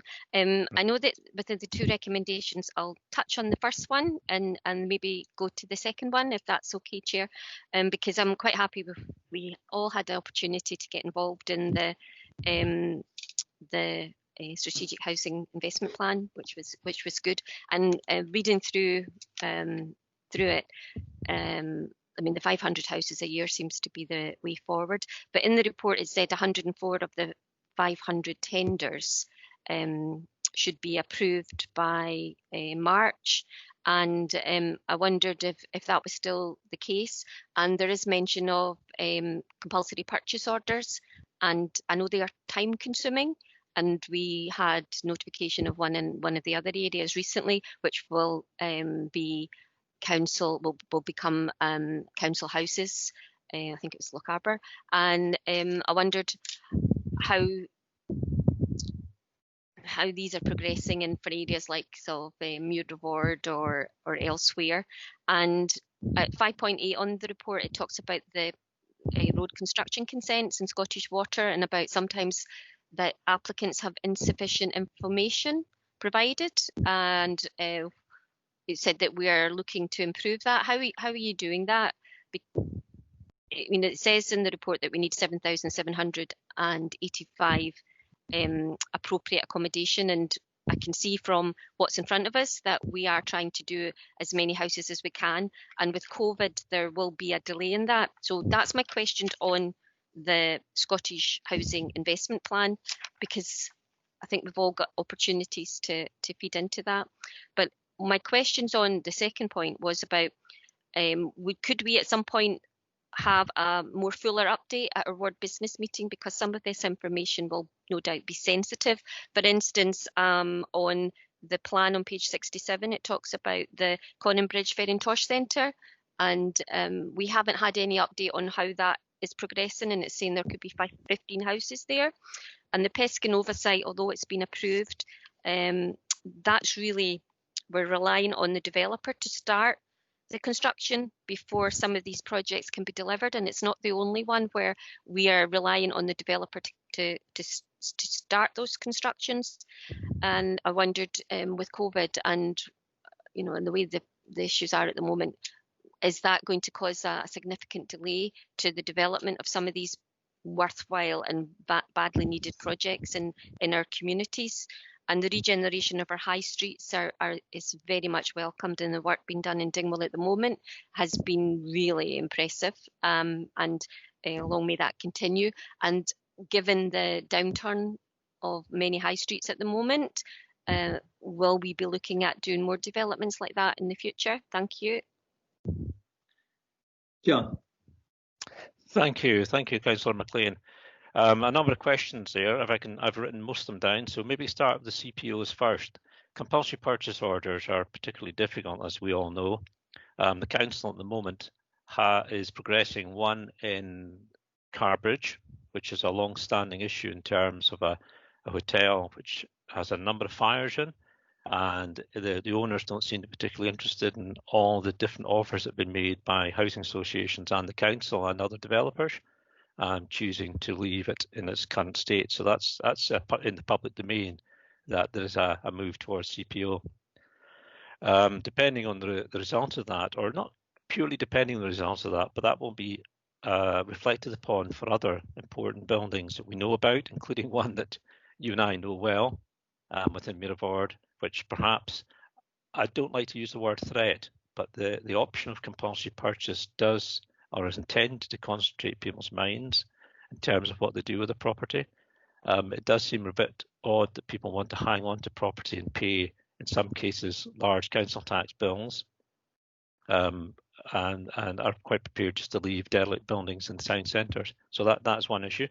In terms of the tenders, we're moving forward with a number of tenders. Contractors are really interested in what we're doing. We're a very important part of the supply chain and the Highland economy, ourselves and housing association partners. We're actually the biggest construction procurer within Highland in housing terms. So it's very important that we continue with the tendering process. In terms of COVID, we have seen some question in terms of not so much the effects of the infection, but more about the precautions that rightfully need to be taken in terms of hand washing, distancing, and different ways of working. I would say that the construction firms that we work with are very, very, very well organised and should be congratulated for their approach.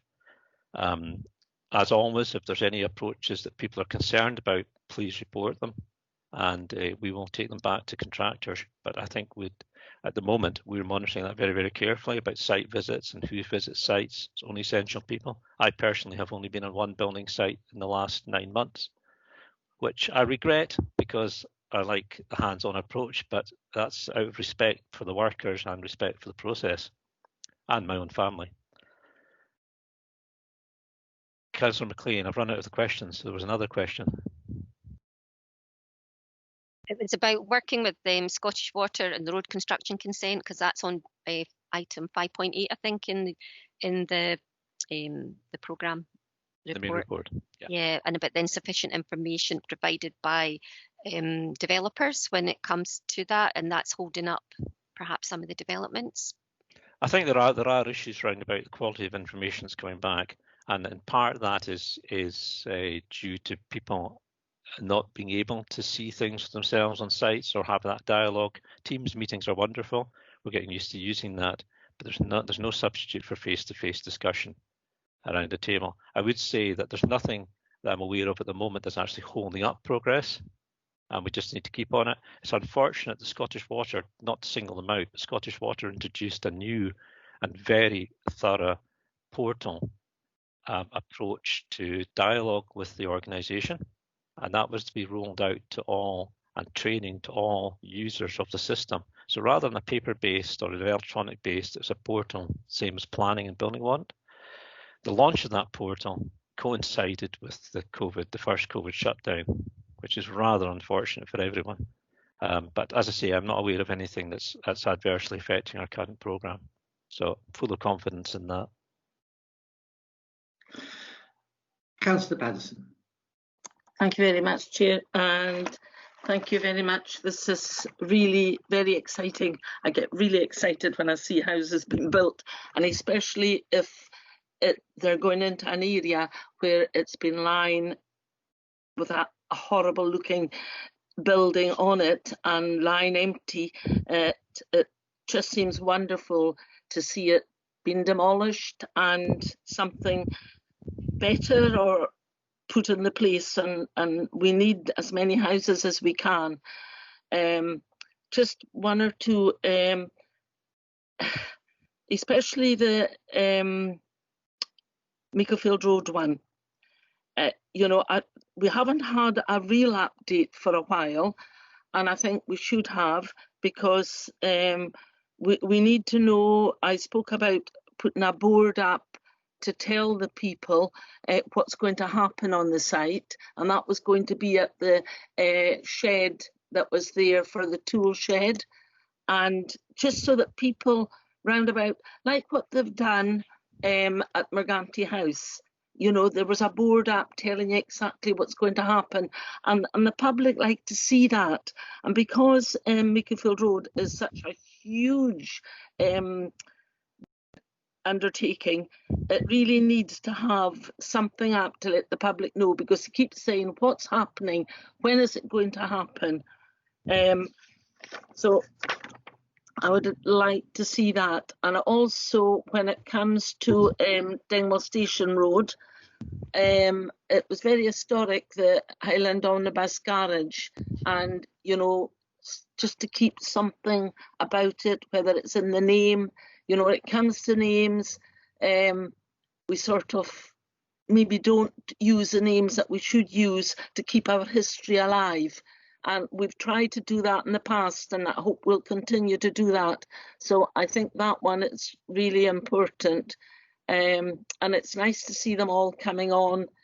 Mary Barat, it's looking really, that it's going to be, despite people getting upset about it all, and you know, myself included, losing the primary school, I think that it will be welcome in time to come, you know, that, and it still is at the moment, but it's good to see the list. And it's just, this is just a little one, and I also am waiting to hear how you got on with the last couple that I passed on to you, that sites were up for sale. The Baptist Church in particular, I never got any feedback. We've got, and I don't mind it being in our list, Fodderty Former Primary School Playground. I have a feeling that that's out with our ward of Dingwall and Seaforth. I think it's probably just on the edge, but I don't mind it being on the list, but I just thought I'd draw that to your attention. And there must have been a tremendous amount of work put in all these things, and thank you very much for that and your team. And it's a good news story, so thank you. Thank you, Councillor Patterson. If I can respond to some of that, and thank you for your kind comments, and for the reminder about Fodderty, and that's, I apologise for that. Being fairly local, I still think Strathpeffer's Dingwall, and that's a big mistake that I should be making. But thank you for that. I'll be next time. Meekerfield Road, I spoke to our Emma this morning, and she informs me that we're hoping to be invited back to the next ward business meeting to talk about an updated communication strategy. We have appointed an architect who's working on this, and we've got some exciting things to come and talk to you about. It does certainly not forgotten. It's a high priority for us. It's an exciting project for us as well as Dingwall. We will be coming back. The notion of the sign, there's also a draft sign which we can show you at that ward business meeting for comment. It is important that we tell people, both through face-to-face where possible, but importantly reminders. And the site signboards that you've singled out for Mart Road and Joe Yates are really good, because they do show that who's doing things and what's being done. So that's really important.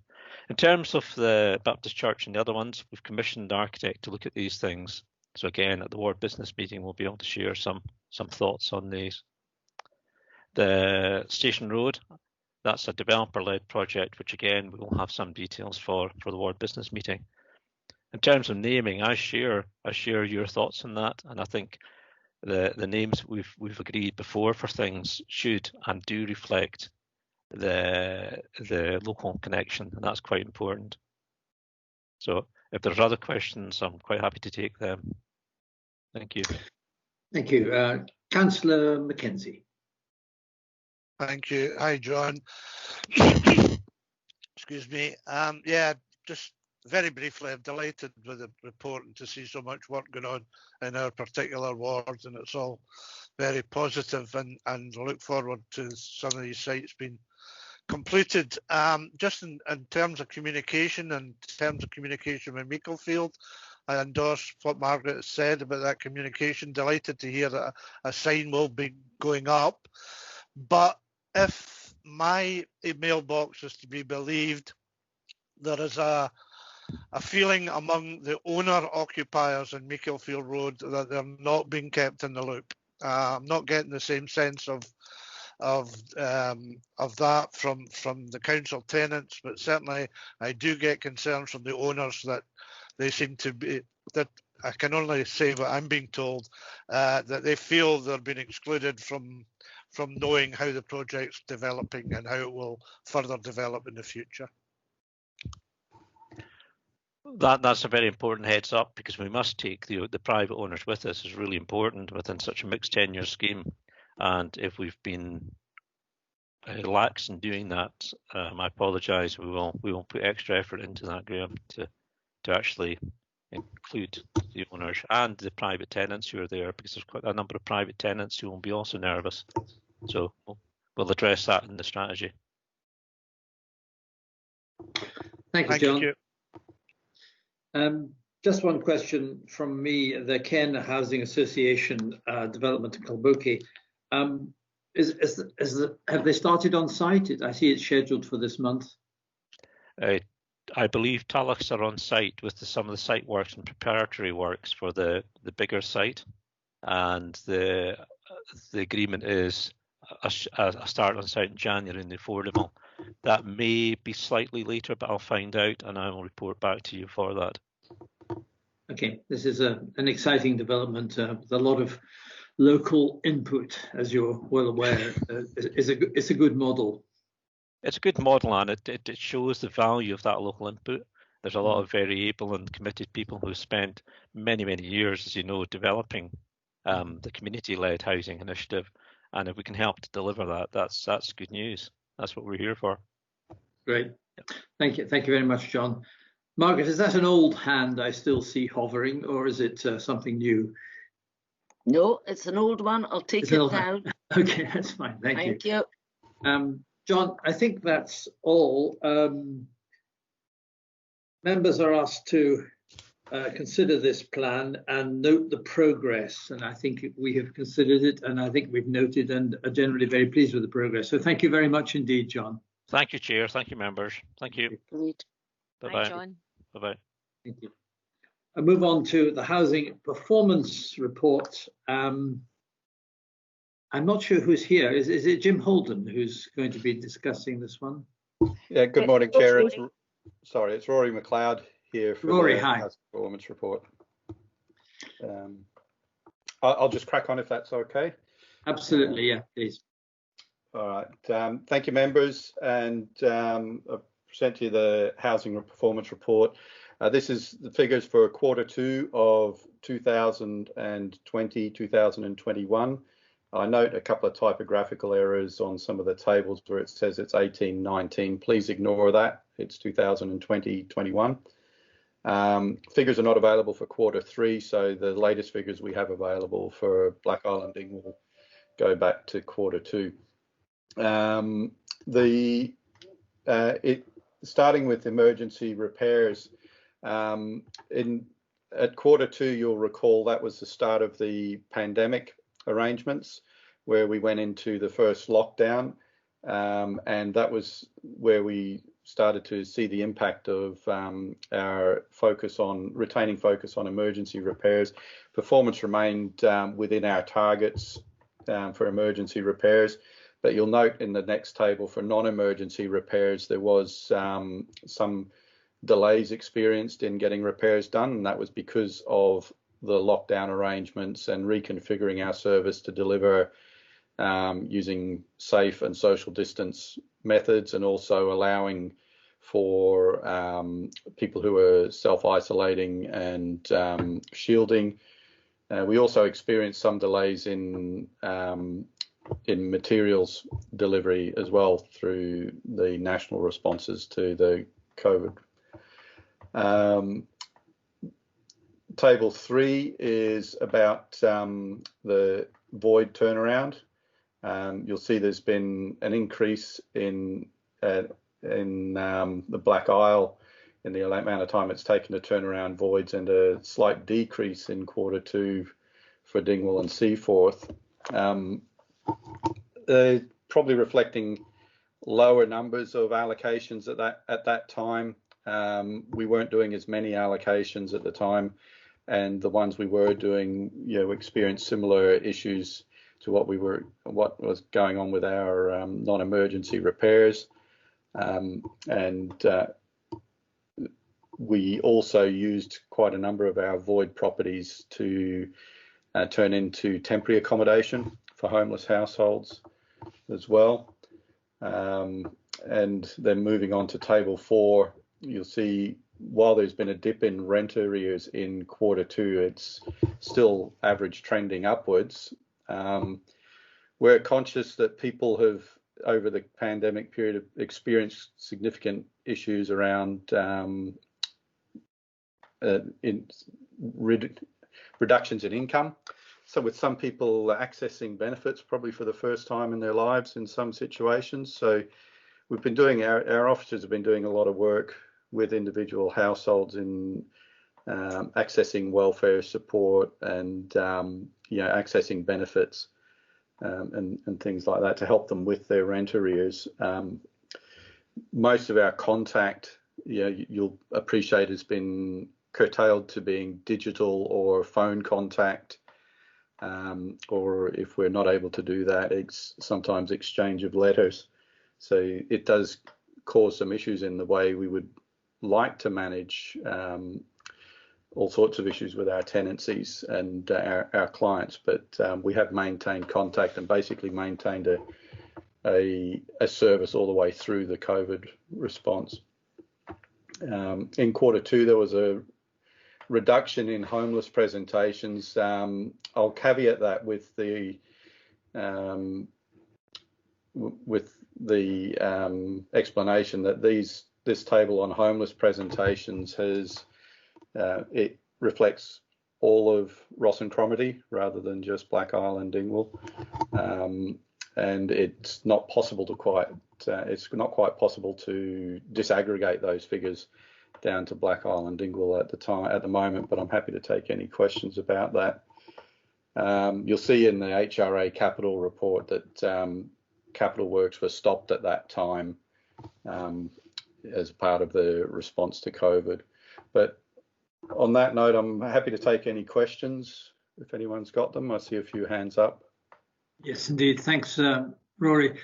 Councillor McLean. Thanks, Chair. Thanks, Rory, and thanks to your team. I'm sure other members will thank them too for all the hard work during this COVID period, because they have been doing tremendous work. And my questions are start on page 70, 5.8, about the repair indicators, and sometimes you're unable to gain access to properties when work's been needing done. And I was wanting to know, are we using technology more to deal with that, in making sure that, especially as more people are at home at the moment or working from home, are we contacting them in advance to see when workers are coming? And is all the information being passed on? It's just that I've had a case recently where part of what was required was passed on, and the contractor was there twice, and it wasn't until he actually spoke to the householder that he found out that the problem was really in another room. And it was just to make sure that all that information is passed on at the start of the conversation.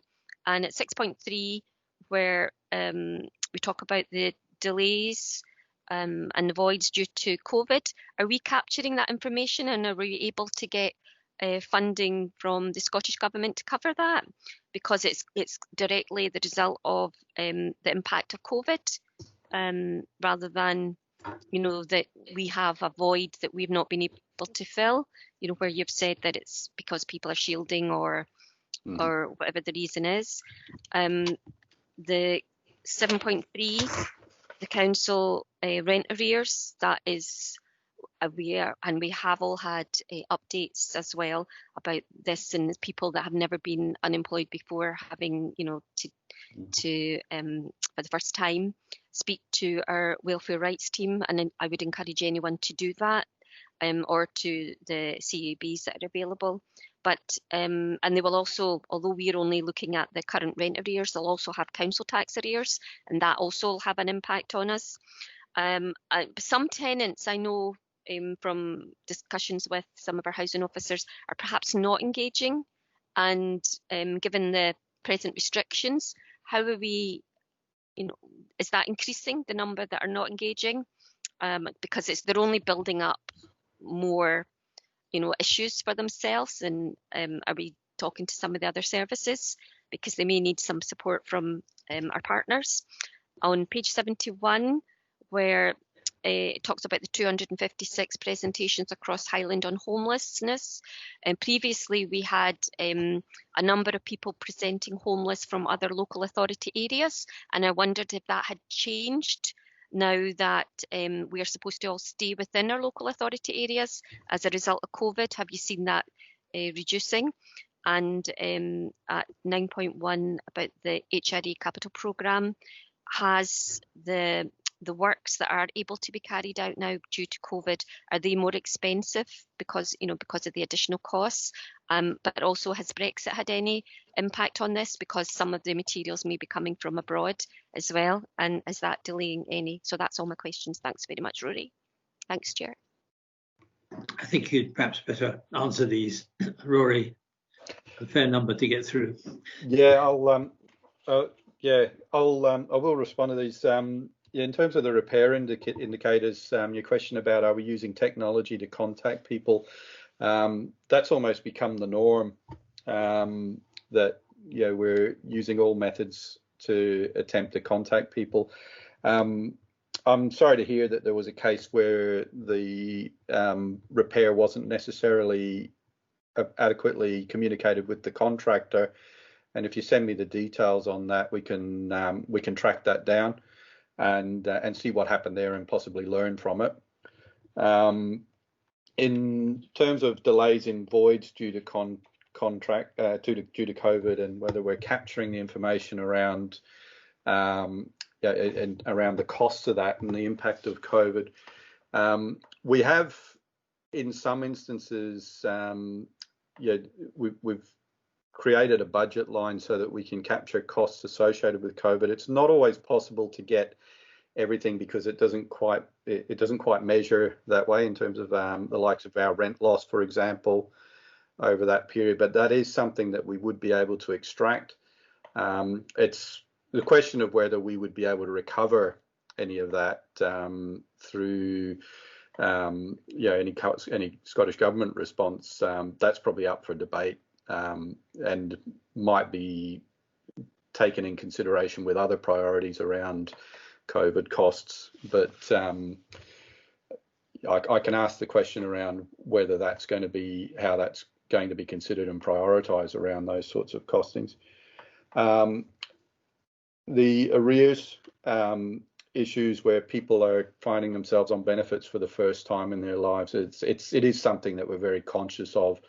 And I think right at the very beginning, arrears is a focus of ours, and there's all sorts of issues around that cause people to fall into arrears, and some people, it might be the first time in their lives that they're also in arrears. We're very conscious of that, but we're also well linked in with the support services in terms of assisting people to access support and advice and practical assistance.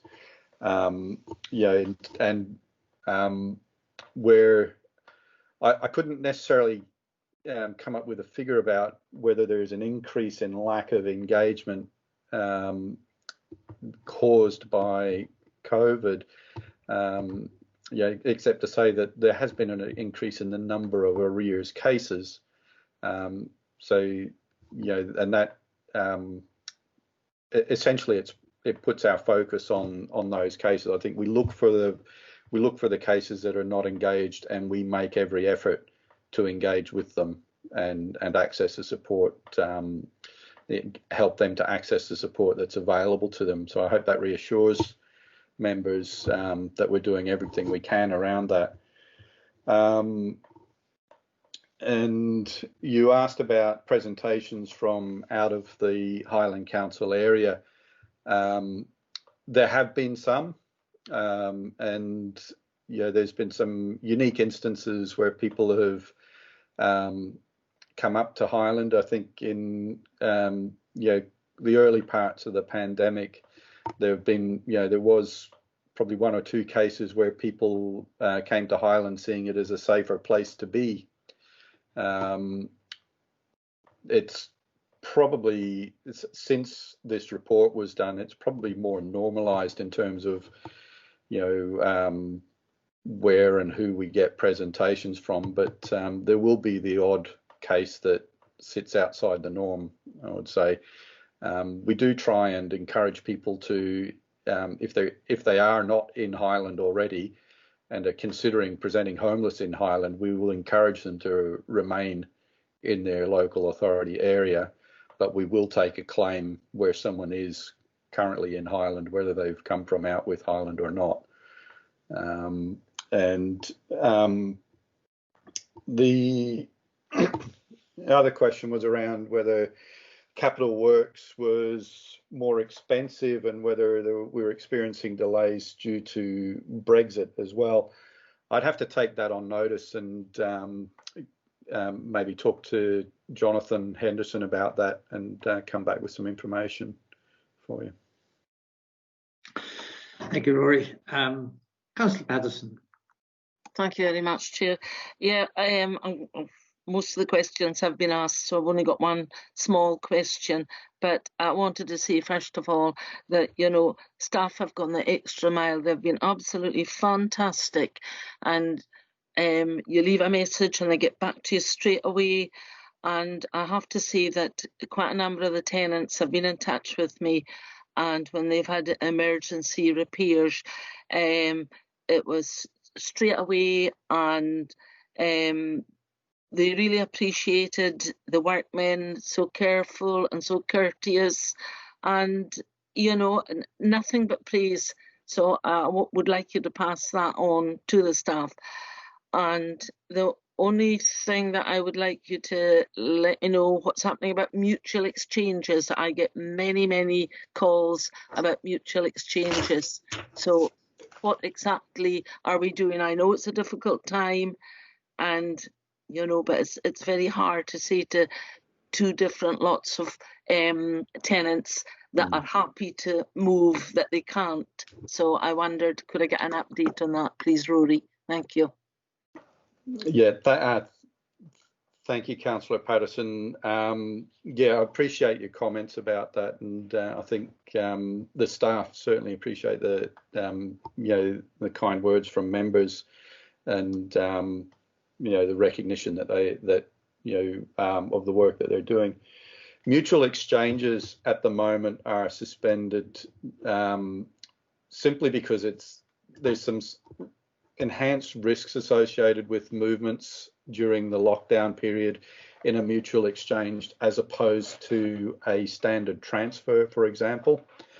In the current lockdown, we've developed our procedures a bit better, whereas in the initial lockdown, which is reflected in the quarter 2 figures, we weren't doing as much allocation.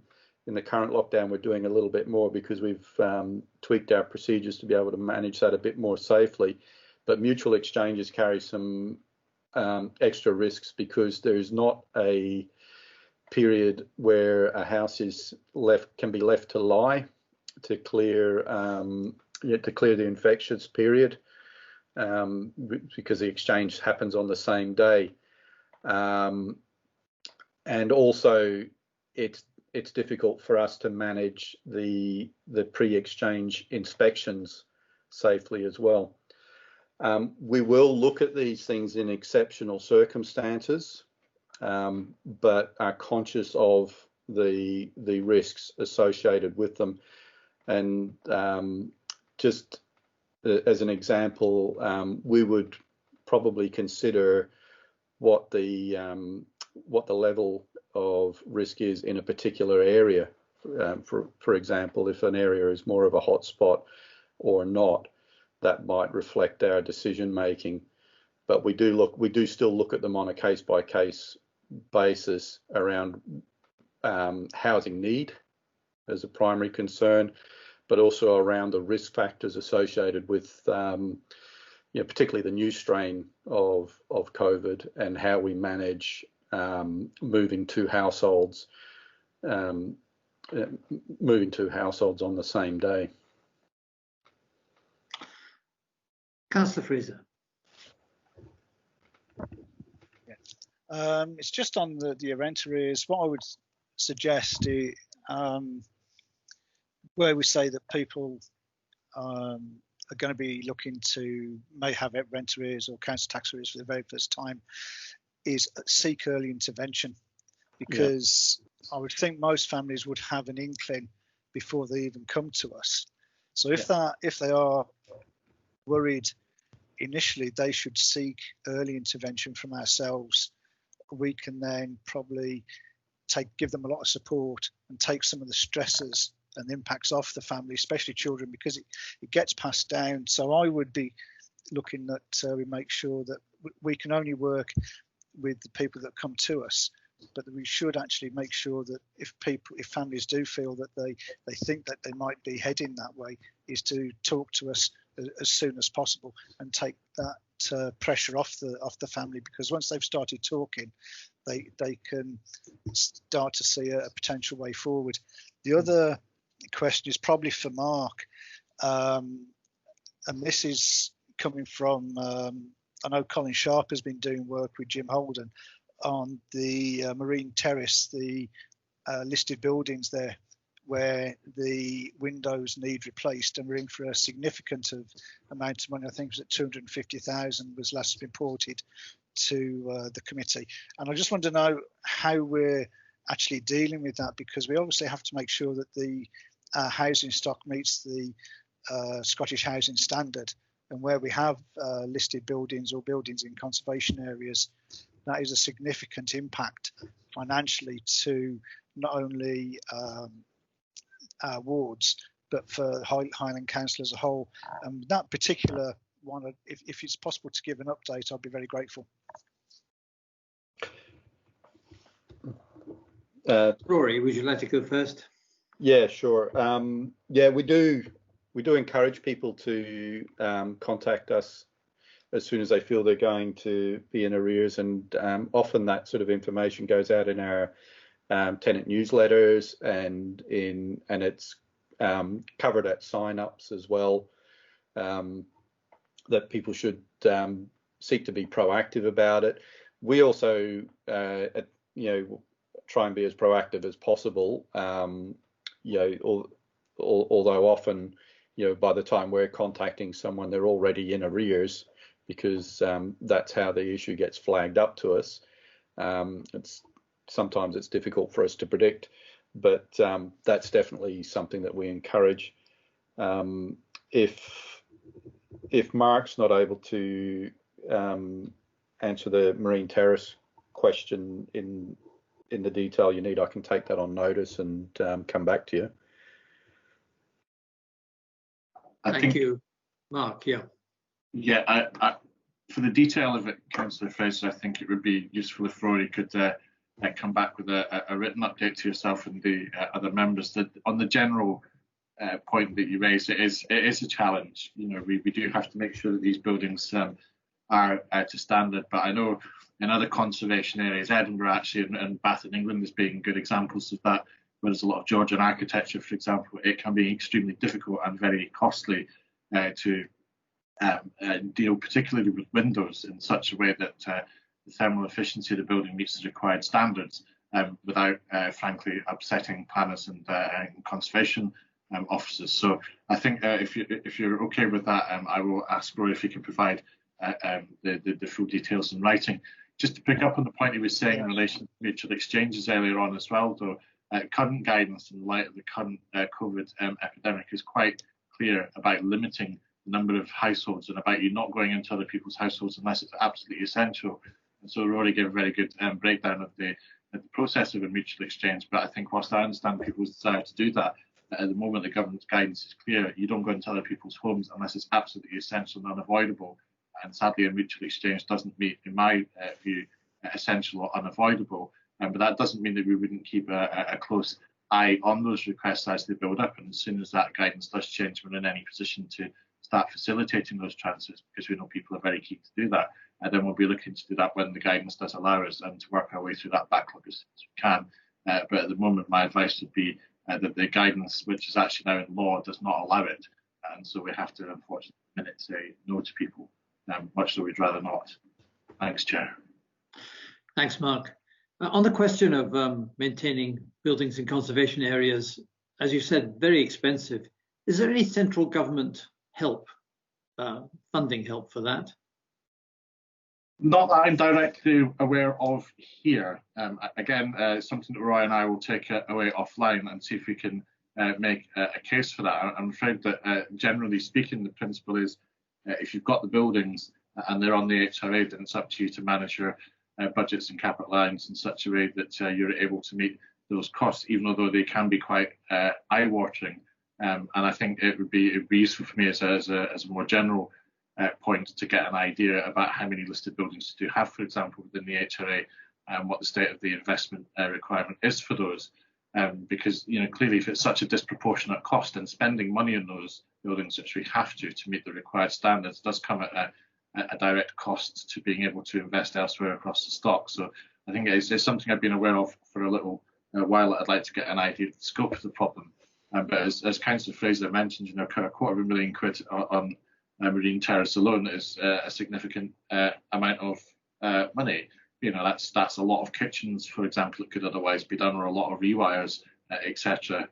So yes, we're always keen to make that point back, and wherever we can get money from other people, because it's always nicer to spend other people's money, frankly, then we'll do so. But I think I'll ask Rory in the written response in relation to marine buildings, if you could comment on the wider issue about how much stock do we have that is listed, and what, if anything, is our current understanding of what funds may be available from external sources to help us address some of those challenges. I think that would be helpful as part of that wider briefing note.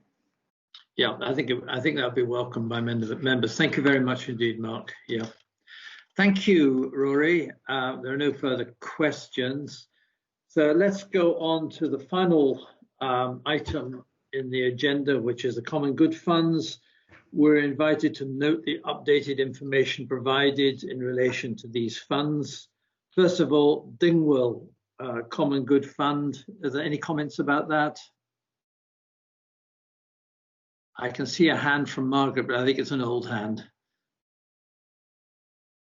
Yes, it is an old hand, but I was going to put up my hand. Well, fine, you're the So just to say it's a very good report, and it's for noting, and yep.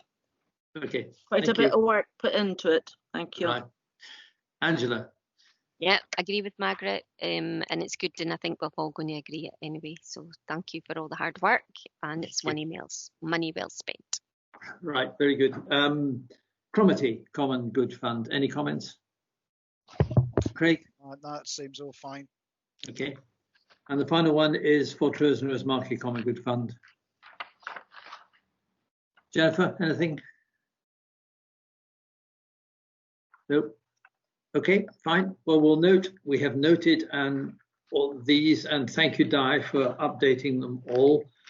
That brings us to the end of this meeting. Thank you all very much indeed. We will meet again in 3 months, or possibly before if there is a special meeting. Meanwhile, stay safe,